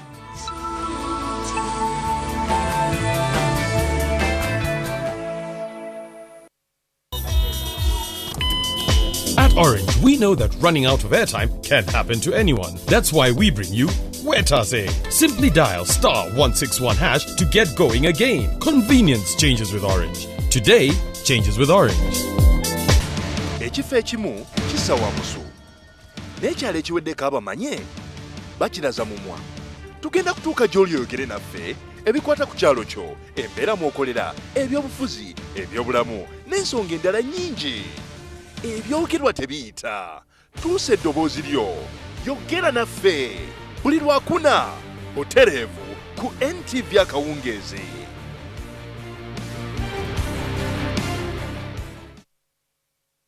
Oluvannyuma lwa lutalo abaana bangi batwalibwa ab'ekika. Era bulala basigadde. Abamu bajja ne babakima. Era twagenda mu Lukoola eyo nakasongola mu Buluuri, twagenda mu Butale, Babalaaro. Okubuuza omwana oyo mumanyi. Tumukwate obutonde obwekonkome, mukwate obutonde bwa Ebola mubuteeke mu nsigo. Omuzungu ayogedde palamenti muyise. Bosi basajja. Omulembe guno gutuusemu n'abantu n'entondo kati waliwo n'emyaka egy'entondo. Waliwo yakiŋŋamba. Bamugamba muŋŋambe bulungi kati munkwate empola. Dokita buli akwata Bayibuli ajja kusomera bintu nga ye bw'alowooza. For example, waliwo controversy yaliwo. Tobeera mu ssuuti ate n'oteeka mu gganduula. Olina kubeerako kimu. Beerako kimu. Kubanga okusomesezza tumaze emyaka 2 tusomesa bannayuganda. Eddembe lyammwe mulimanyi oluusi n'obusobozi obulina. Nakulabira Abaganda. Abaganda baagala Kabaka.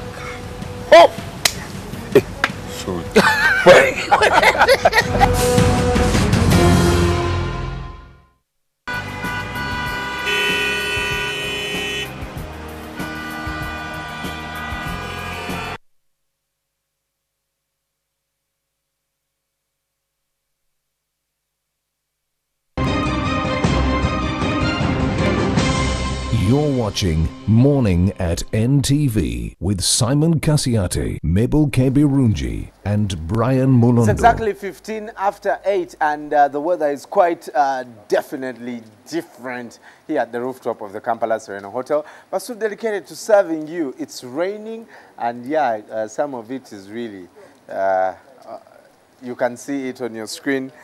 So if you're getting out of your house, please feel free to carry a jacket or umbrella. And maybe you have a mobile television and you're watching it on your phone, and you're probably under a mango tree or at a petrol station waiting for that rain to subside. But we're still continuing the show up to 9 o'clock. And before the break, we had Simon Kasiate with Julius Muchunguzi, who is the communications director at Commonwealth and also has written a fantastic book, The Story of Hope. And, well, maybe it's time for us to start reading some of this stuff. Like they say, we should defy the odds. If you want to hide anything from an African, put it in a book.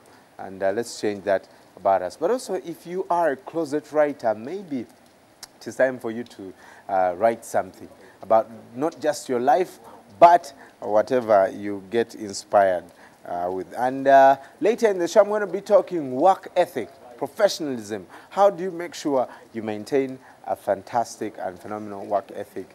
And I'll be hosting some people from the Human Resources Managers Union. They'll be here with us. Now, your comments on Twitter. And earlier we're looking at persons with disabilities, and someone said that taxis leave people with clutches. You know, a taxi conductor sees a woman or a man with a clutch and just decides to move because they want to take him. Yeah, well, that's very sad. And of course, the exchange between Joseph Okito and Simon still continues on Twitter. You can go there to follow it. Now, there's a weird hashtag that has started on Twitter, and we'll be getting more details of this. But from bring back our girls to bring back our jersey for the national team. We'll be getting more details and we'll see why the shift has changed from a jersey that was allegedly beautiful to one that is not beautiful. Well, we shall be talking to the designers of this. But also, on social media, if you have been following this story, and it's definitely a test, and someone was kind of mocking African leaders who would do such a thing when President Obama finally, just out of the blue decided to go and take a walk on the streets. And they say that the president was heading over to the nearby Department of the Interior and decided to break with tradition and take a springtime walk. On the way, he got a chance to meet with all sorts of folks who weren't expecting to meet the President of the United States of America, Barack Hussein Obama. Take a look at this. Middle class tax cut. Reward too much. Yeah, you got to catch folks by surprise. Can't be regular. Can't be routine. What's going on, guys? How are you, sir? Nice to see you. It's good to be out. I bet. The bear is loose. You didn't expect having all these folks take a picture. It's for your birthday? Happy birthday. You're having a good visit. Thank you. Thank you. How you doing? How's business? Business doing all right? Yeah, business doing all right. What's your name? My name is Ann. Good to see you. That was my mother's name, so I like it. We appreciate his service. I bet he was. Where are you guys? In Ireland. Well, it'll be a wonderful ceremony. And my grandfather was buried in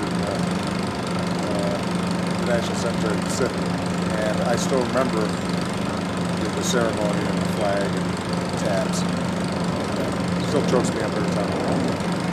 What's your names? Cora and Mother. Cora? You're Cora? How old are you, Cora? 7. 7? And what's your name? Ramona. How old are you? You got your American flag? Ramona. 4.5. 4 3/4. 4 3/4. Well, we got some special White House M&Ms for you. You can't come away empty-handed. Good to see you. Hey! What's going on, guys? America! Freedom! Peace! Hope and charity! President, how are you? I'm Dan Bishop. Dan, good to see you. Can we get a picture with you? Good to see you. Camden. Good to see you, Camden. Good to meet you. Brandon, Camden, Brandon. Anna. Anna, good to see you. Are you real? Yes, I am. I'm not wax.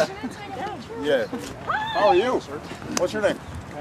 Good to see you, Patrick. Oh my God. Nice to meet you. I'm Ryan. Good to see you, Ryan. How are you? Karen, I'm so Good excited. to see you. Well, give me a hug. Oh. I'm glad you're excited. Oh, I'm excited. can I get a picture? Yes, you can. can. Oh my gosh, it's like the best day of my life. Yeah, you got to get in there, Ryan. Come on, Ryan. Come on. Oh, Pat, do you want one too? Come on, Pat. He'll take it. He'll take it. Oh my Come gosh. on. Someone's going to think you're like wax. Good to see you guys. Sorry to mess up your run. It's okay. Good to see you. You guys were right in the middle. You could be running in place right now. Come on over. Come on. Thanks, sorry. No problem. Hey guys, sorry to hold you up for going. Are you trying to go home? And here I am messing you up. Drew, I'm trying to stay loose, man. All right. Mr. Lewis. Mr. Lewis. Okay, I'll call you Mr. Lewis. Steve. Good to see you. David Lewis. Good to see you. Are you there, Jim? I dare our president to do something like that. Just in Chiseka Market, chilling out, not just, like, but, bamubeke simu, ebintu betuitamu ngafe, akube selfies with the guys. I dare the president. He probably pulled one of those, stunts in 2016 or something. But this is a president, you see, obviously his record has not been, very, very good. So he's trying to restore some hope, among American citizens. But that's awesome. A president who is down to earth. And Obama has been criticized for that, where he goes and has a burger with the rest of the people in a restaurant. Well, maybe some of our leaders need to become now part of us and start doing this. But what a cool thing. We'll be, of course, getting more of this stuff, the amazing things that Ugandan leaders do, apart from playing solitaire on their iPads. We'll probably find something more constructive to do. But Mabel, with your Facebook comments is here. Mabel, good morning. What do we have on our Facebook page?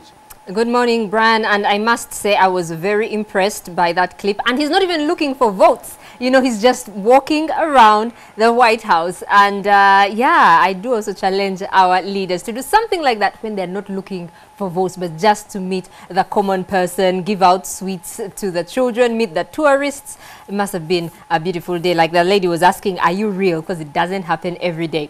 Well, before we get to your Facebook messages, we have a birthday here. Melanie Brown turns 39 this week today. She's a former Spice Girl known as the Scary Spice. She's a dancer, author, talent competition judge and model. Recently, she was in the press about some years back because of a paternity suit with Eddie Murphy, the actor. But on to some of your messages now. We have Patrick saying, let Julius tell us if he's ready to moderate and how to start such a project. If yes, will he do it? This is because Julius, who was on The Big Story, talked about his life and he has written a book about it, something not many young people do. And we have Fred Wakida saying books are inspiration to the youth, which they use to reflect on and gather strength to push on with their dreams. We have Andrew Mwanga saying, thanking the guys of the press review for the biology class and saying the guys are still good. Wizweka says, all morning, such courageous books help some people to get hope, who indeed nothing has got no end, and that no one is born to rule till the end of the earth. Chijakugwa. So why should we fight when God is there? And Johnson Kansime thanking us for the story. Other messages that came in earlier. Lots of people watching in from Fort Portal. We have Chomhendo Gab there. We have Murunji Brian. Thank you all for watching in Fort Portal. I wonder what's actually happening there. Bantubange Mulio. Someone here saying, Iga Simon saying, good morning, NTV crew. I'm from the jungles to the city, stressed by the jam. As I enter the city. Someone is asking, Mebo, ask Ismail, is Malcolm Glazer dead for real? Yes, he unfortunately died yesterday. He's the head of the Glazer family of Manchester United. And someone says, may you talk about gambling? It's becoming very excessive. And you add very many question marks there. Emma, we shall see what we can do because we do know gambling is a problem. To some other messages here, we have Fred Wakida, to your comments on the big story with Julius Muchunguzi. Julius saying, books are used as a reflection into the future to the ones that read them, and it's great for the writers who instill a spirit of hope through books. And I thought I would read a bit of a poem here from Maya Angelou, who died yesterday. A free bird leaps on the back of the wind and floats downstream till the current ends and dips its wings in the orange sun rays and dares to claim the sky. But a bird that stalks down his narrow cage can seldom see through his bars of rage. His wings are clipped and his feet are tied, so he opens his throat to sing. That's an excerpt from one of the favorite books that she wrote, very popular, I Know Why the Caged Bird Sings. She died at 86. Indeed, may Maya Angelou's soul rest in eternal peace. We shall now cross over to Brian for Everyday Life. So much, Mabel, and of course to everyone that was born this day, happy birthday. Now this morning on Everyday Life, we're going to focus on professionalism and work ethics. What are you doing wrong at your workplace that could probably cost you your job, and the excuses for unethical behavior at the workplace? Coming up on Everyday Life.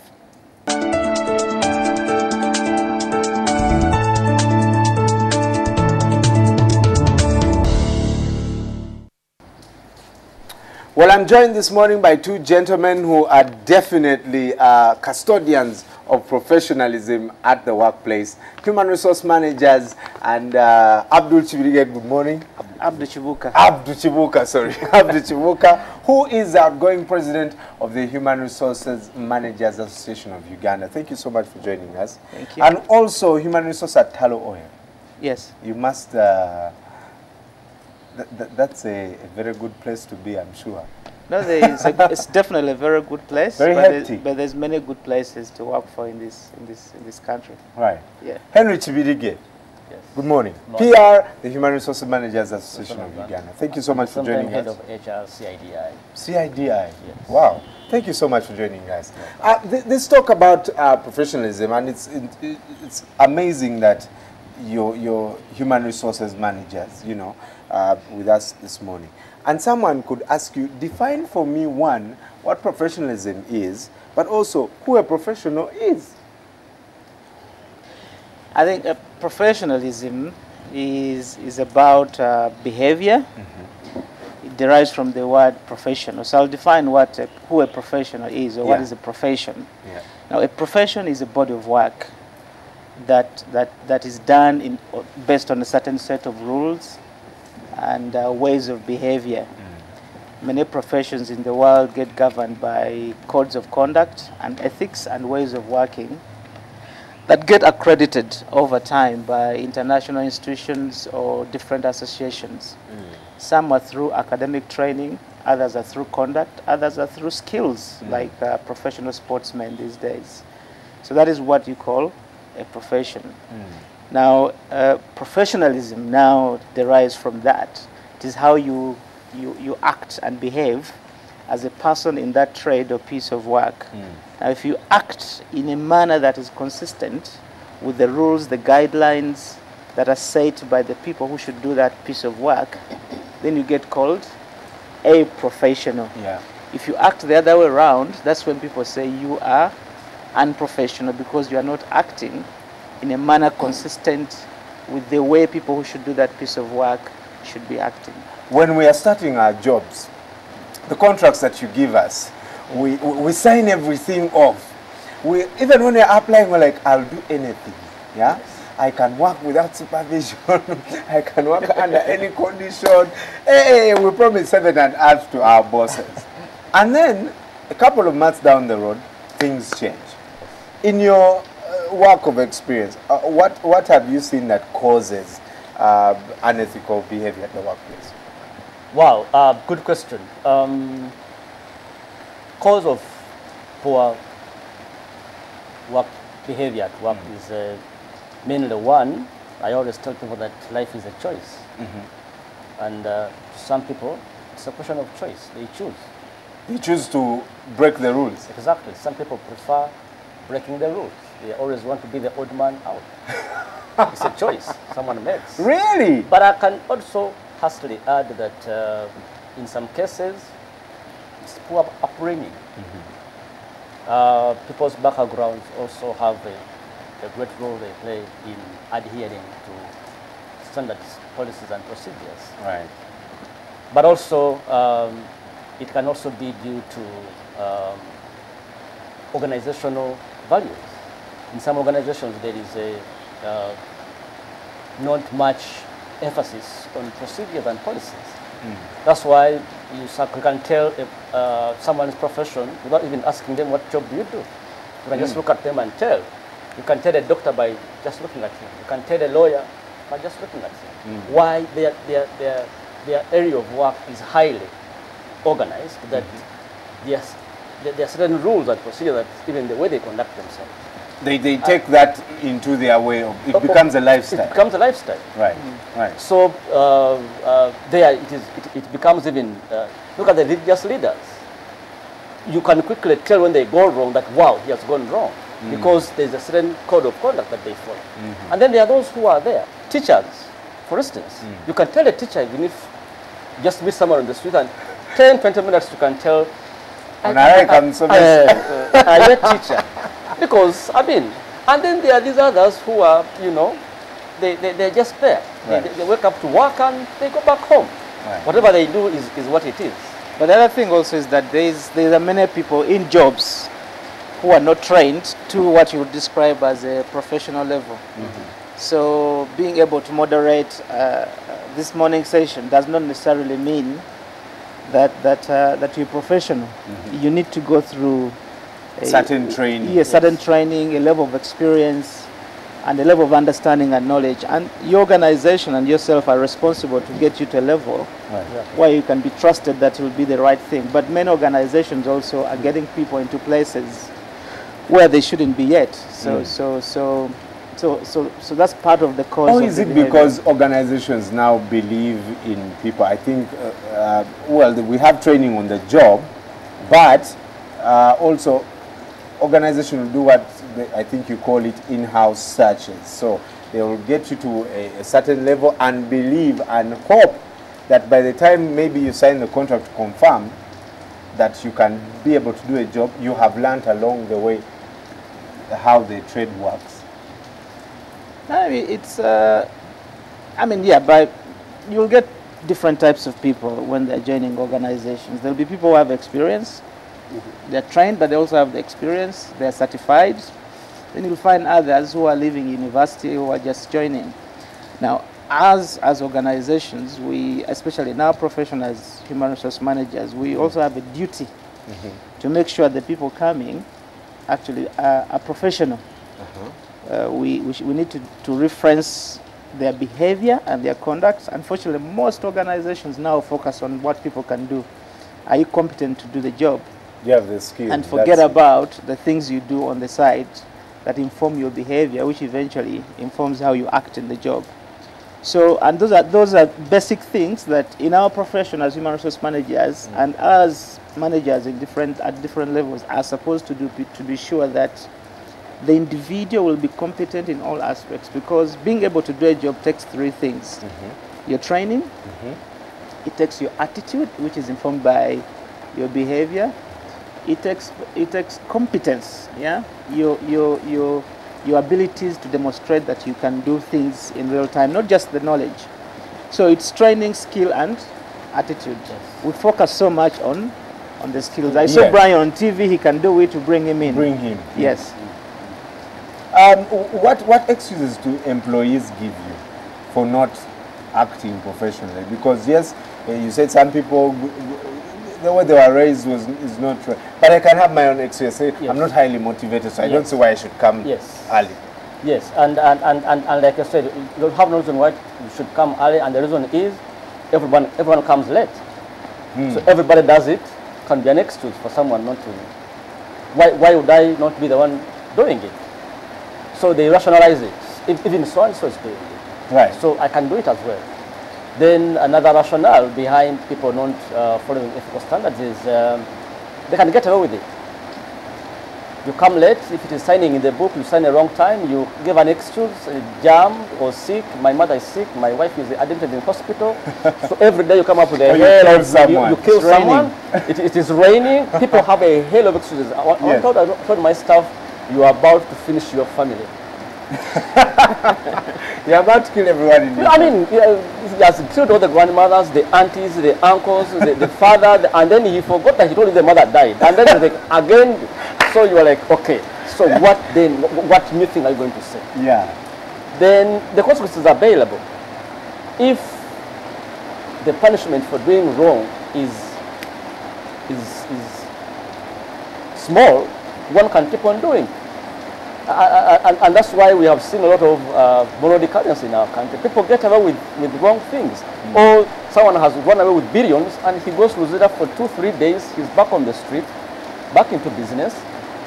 Like this is the order of the day. This is the order of the day. Yeah, the incentives for doing the right thing are not that strong.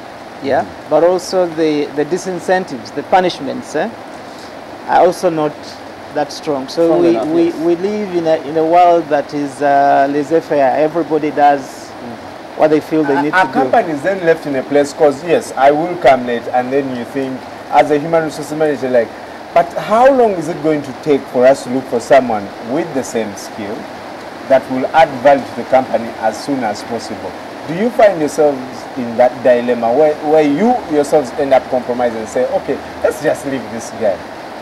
No, I mean, organizations have a duty to guide people, especially if they're still young, to begin to behave and act in a professional manner, because our many institutions teach knowledge.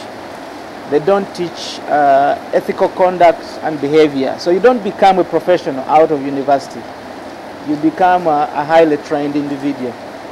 Now, yes, organizations need to take time to train up people, but up to a degree. Yeah. When people are told what they should do and what they shouldn't do, and deliberately do not do it, they should be kicked out. If people demonstrate that they're willing to learn and begin to work within the values, yes, they should. They should be kept.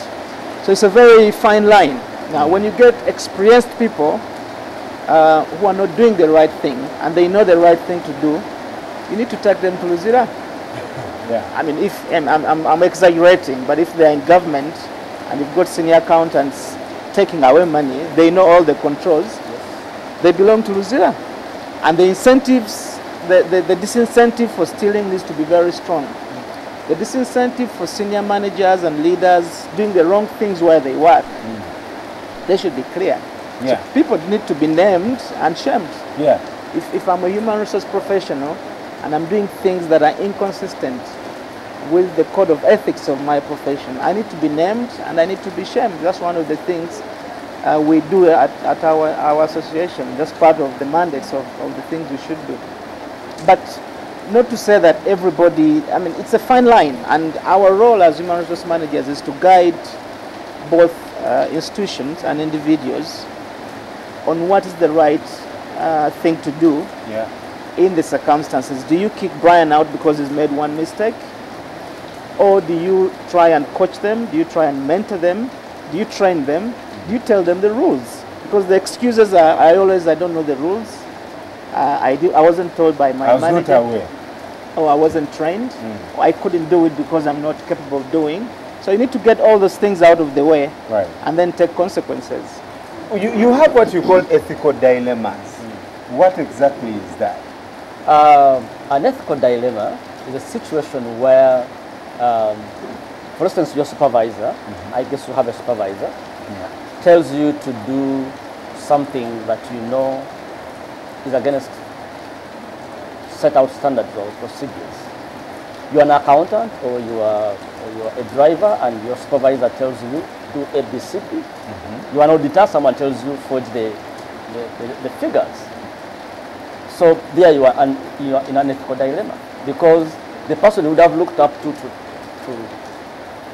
catch you when you are doing wrong is actually telling you to do wrong.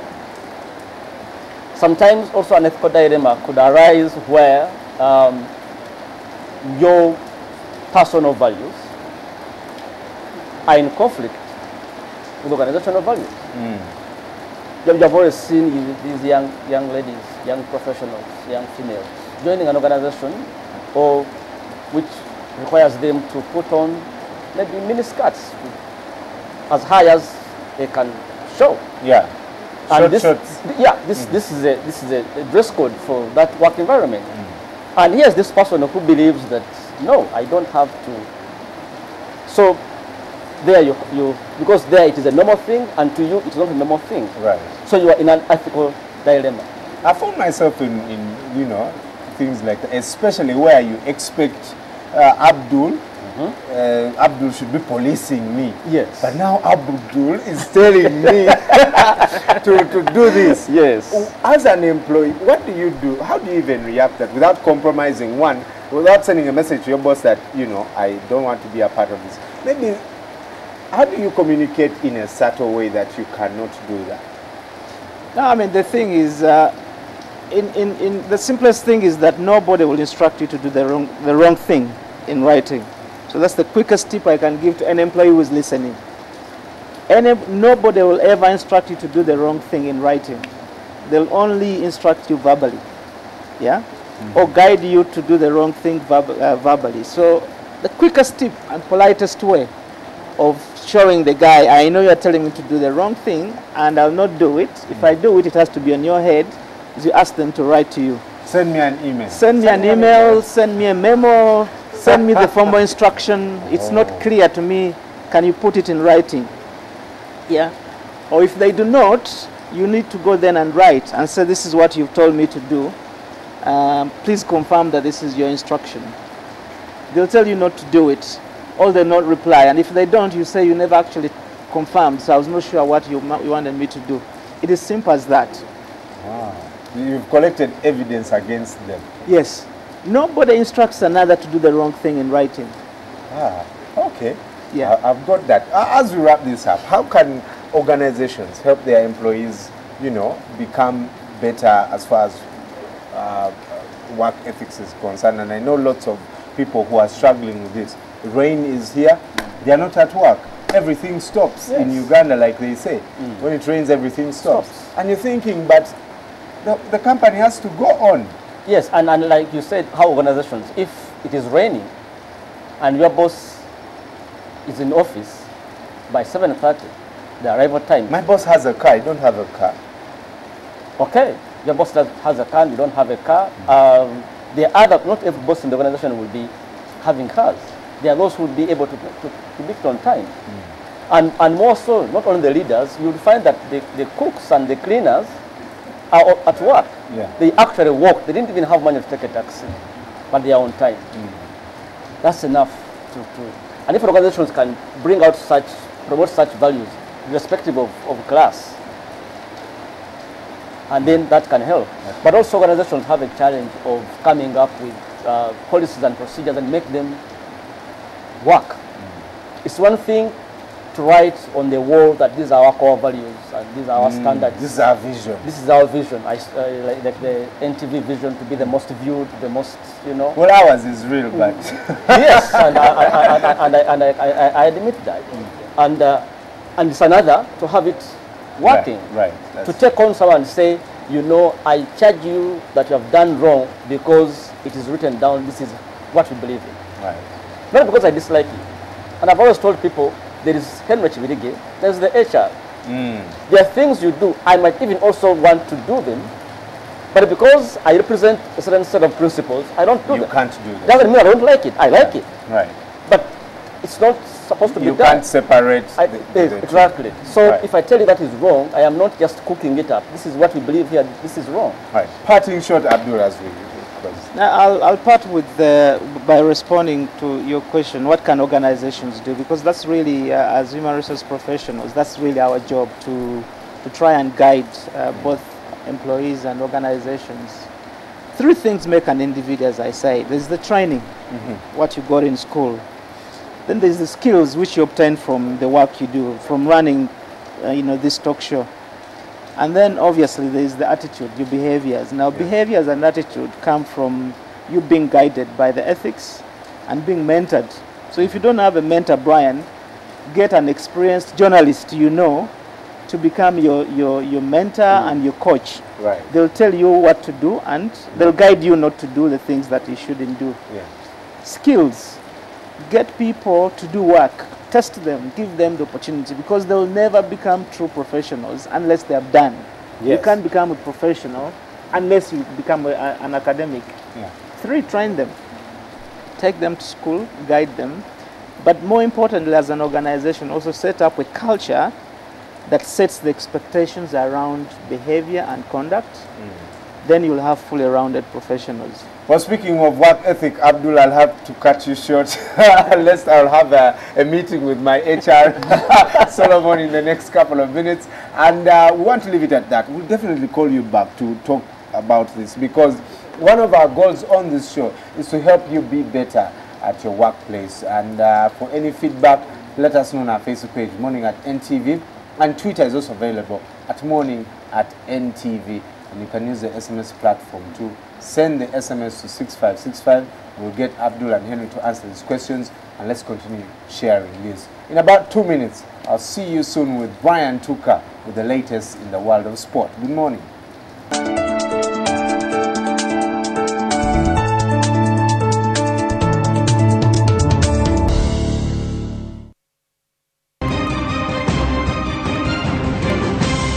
You're watching Morning at NTV with Simon Kasiate, Mabel Kebirunji, and Brian Mulondo. I'm Don Moen, and I'm really excited that God has made a way for me to come to Uganda through Advertcom Media and CMC Productions. I'll be having my good friend Lenny LeBlanc. First will be a VIP concert at the Victoria Hall at the Serena Hotel.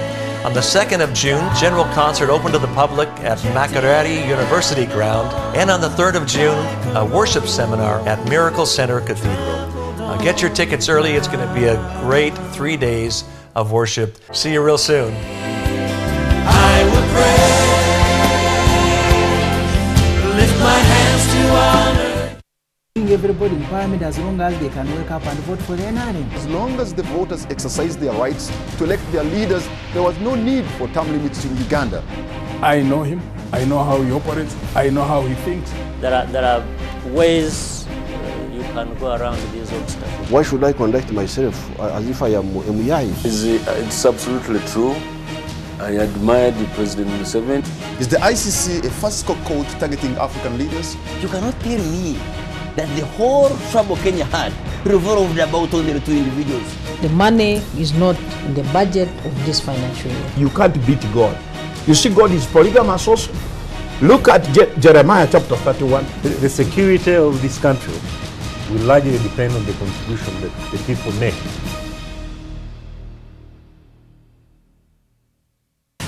Ekifo ekimu kisawa musu n'ekyalo ekiweddeko abamanye bakiraza mumwa. Tugenda kutuuka gy'oli oyogere naffe ebikwata ku kyalo kyo, embeera mw'okolera, ebyobufuzi, ebyobulamu n'ensonga endala nnyingi. Ebyogerwa tebiyita. Tuusa eddoboozi lyo, yogera naffe buli Lwakuna otereevu ku NTV akawungeezi.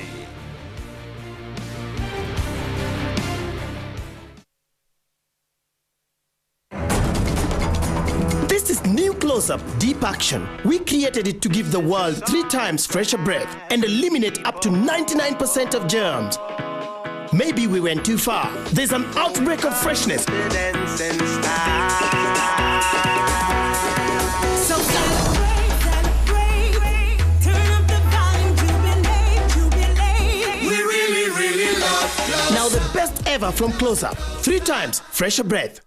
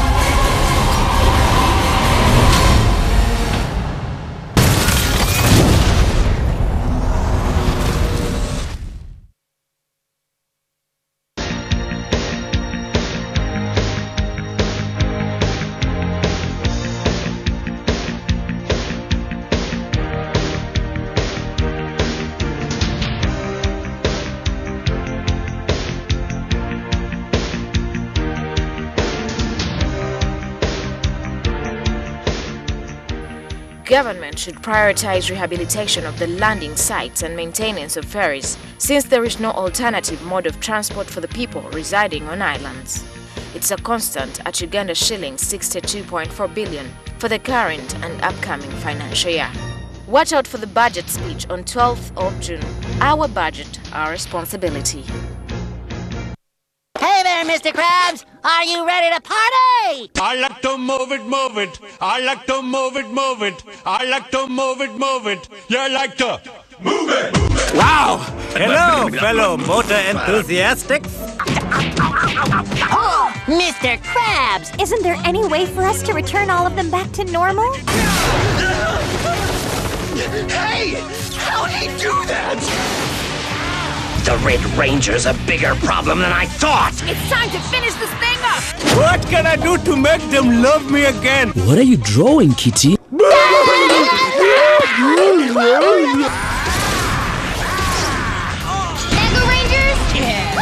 That's a mega win! Hello? King Julian, you are truly inspiring. Ow!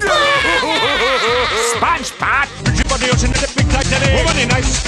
Fantastic! Running out of airtime can happen to anyone. The next time you recharge, simply dial *161# to get going again. On the next episode of Life Stories. Okure first pug. Chiche chabadde omukwano. Yasuze bubi. This week on Life Stories. Okujjako kubanga wamuzala yeggase private parts kyekirala ekyamuliko.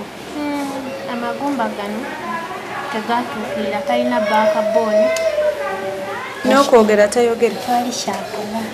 Kati okulya osote emmere n'omuwa mu kapiira. Sobola musitula ne muliisa abazi tuwamba nina muliisa ano nga yeebase.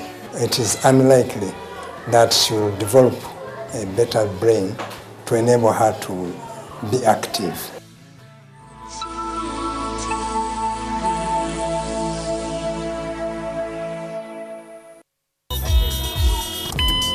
At Orange, we know that running out of airtime can happen to anyone. That's why we bring you Wetase. Simply dial *161# to get going again. Convenience changes with Orange. Today changes with Orange.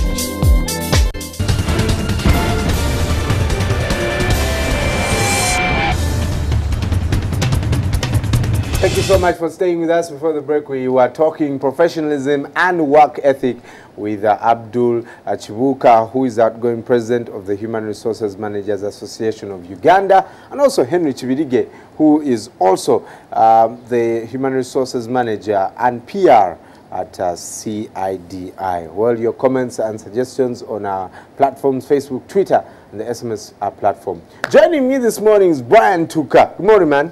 Morning, good to see you, man. Good to see you. How man. you doing, man? Yeah, man. That's all like president. It's really amazing to see a president do that. You know, here. I know, but man, stop overblowing it, because you see the security around the guy. Yeah, but the guy someone can also do that for as long as PGB is within 2 meters. And then the guys is But Brian, there's a hashtag on Twitter. Bring back our jersey. Yeah. We're playing Madagascar. Give us the latest first on ticket sales, which was also debatable. 20,000 shillings. It seems a lot. What does the Micho need to win this game? And what's the final team?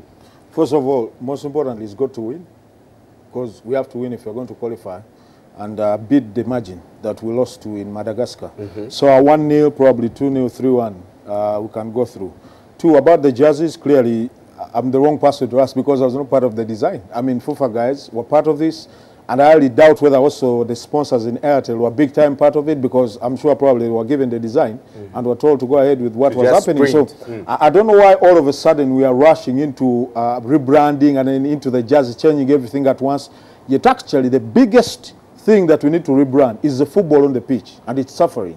It's going through hell, because we lost to a country that is below us by 103 places in the FIFA rankings.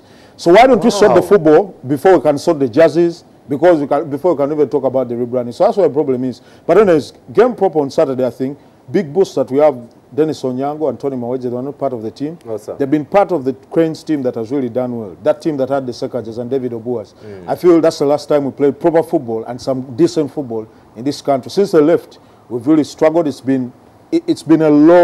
a low sinking ship, clearly, in the Uganda Cranes. So we can only wait and see what happens. But I think Dennis Onyango and Maweje's appearance and presence will be huge, because the sport starts in the mind before you can actually play. The mood in the cup, from what I get to understand, is huge. Guys are pumped up. They feel they can do the trick. And I'm sure they should be able. It's only Madagascar, for crying out loud. Why shouldn't we beat them? I think Ande Mwesiga will be the last person to arrive in camp. He arrives this evening. I think he had a game yesterday. So once he arrives, full team on. We just only wait for match day. About the tickets, as Ugandans, we are late buyers. We know we usually get those things last minute. I can only tell you about the what FIFA the code on. The FIFA has not yet code actually, on. because, and that's why I had a problem with the 20,000, because of the negativity around the game in the country, and also, of course, what the game has been going through administratively. Not so many people are eager. I mean, even Cranes has lost it, because guys are thinking, okay, what's there in football? About the wars, about, I mean, the fights and stuff like that. So it's tough actually on the individual who wants to go and support the Cranes, because it's supposed to be a family day out. Go enjoy yourselves, support the national team. But is that still the same feeling? I highly doubt. But something has got to change about the Ugandan game. Madagascar against Uganda. Hopefully we can take that home and qualify to the next round. And of course, the World Cup, 14 days to the biggest football event. Italy's squad, I support Italy. Yeah. So why do you support Italy? Are you Catholic to start with? Because that's usually the first question. Almost every Catholic supports Italy. Oh, you get no, I'm just asking. No, I used to Someone tells me they are. Yes, that's good to know. But anyways, Italy, Gianluca Buffon, their goalkeeper, says their target should be quarterfinals. Is that what Italy should be setting? That's very low. Very low. Italy won the World Cup in 1934 and 1938, before even Brazil got their hands onto the title. Brazil are the most successful team in the World Cup, 5 times champions. Italy are 4-time champions. Why should you be setting a target of quarterfinals? I'm thinking he just wants to be realistic. He's in a group where we have Uruguay, England, and Costa Rica. Of course, Costa Rica will be the whipping boys. Okay. But I think Italy, England, Uruguay are potential teams that can go through in that group. So I think Gianluca Buffon is looking at the teams and thinking, we've got tougher positions. Is a strong team. Exactly, and even the English, you never know what they can do. Sometimes they can Maybe the English will surprise us. I don't think it will be a surprise. To start with, they always go past the group stages. The problem comes past the quarters, past the semis. And of course, the finals is almost as good as a dream since they last took the World Cup. It's tough for them. But I think Italy, there are a couple of questions, of course, a couple of old guys, because their main man in the midfield, for example, is a 35-plus guy in Andrea Pirlo. Can you do the trick this time? He has the experience, though. Are they fast enough to... Because while we say the English will surprise and do all that kind of stuff, if the English play with that tempo, with the pace they do have in their team, you never know what they could cause for the Italians. Right. And the Uruguayans themselves also have got a couple of young players who can run fast. The Italians, can they suit the pace? I highly doubt. Those are going to be big questions. But I think, if you ask me, they should be favorites, among the favorites to go through this group. Quarterfinals low, but maybe they're being just realistic, given the group. Well, I'm a supporter of Italy. You call them the Azuris. The Azuris. Yes. They call them the Azuris, not we call them. Yeah. So they are the Azzurri. 14 days to the World Cup. Make sure those games are going to be in the morning, right? The earliest game is at 7. Next is 11. The next after that is 1. Then the earliest or the latest is 4 a.m. in the morning. And there are a couple of good games. For example, Ivory Coast has a good game at 4 a.m. in the morning. Then there's England, Italy, your beloved Italy at 1 a.m. Abachala katima walina okugula TV to keep those men in the houses. Well, before we head out, here's the African proverb.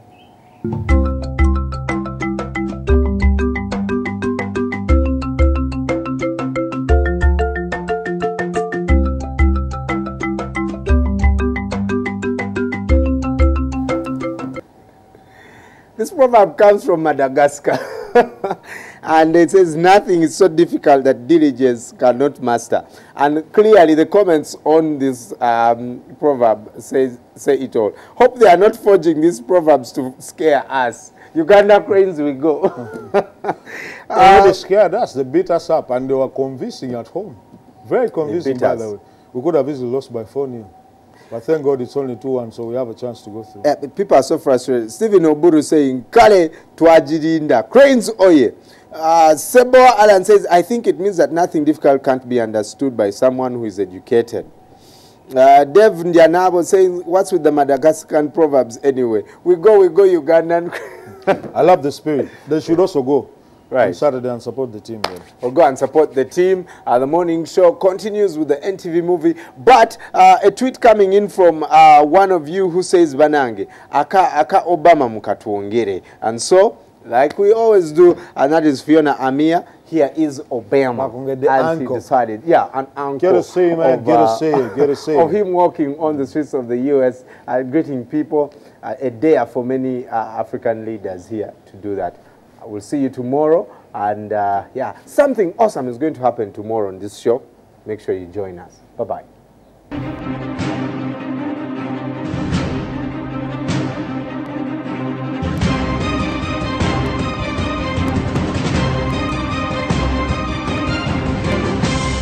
You're watching Morning at NTV. NTV, turning on your world.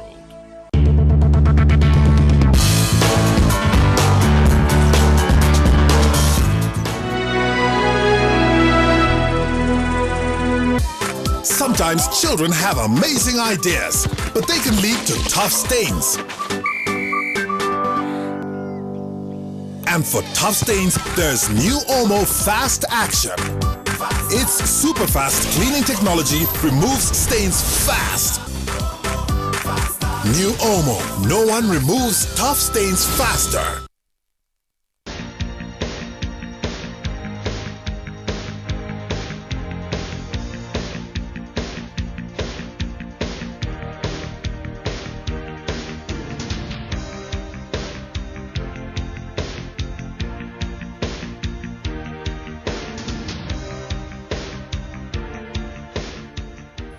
Government should prioritize rehabilitation of the landing sites and maintenance of ferries, since there is no alternative mode of transport for the people residing on islands.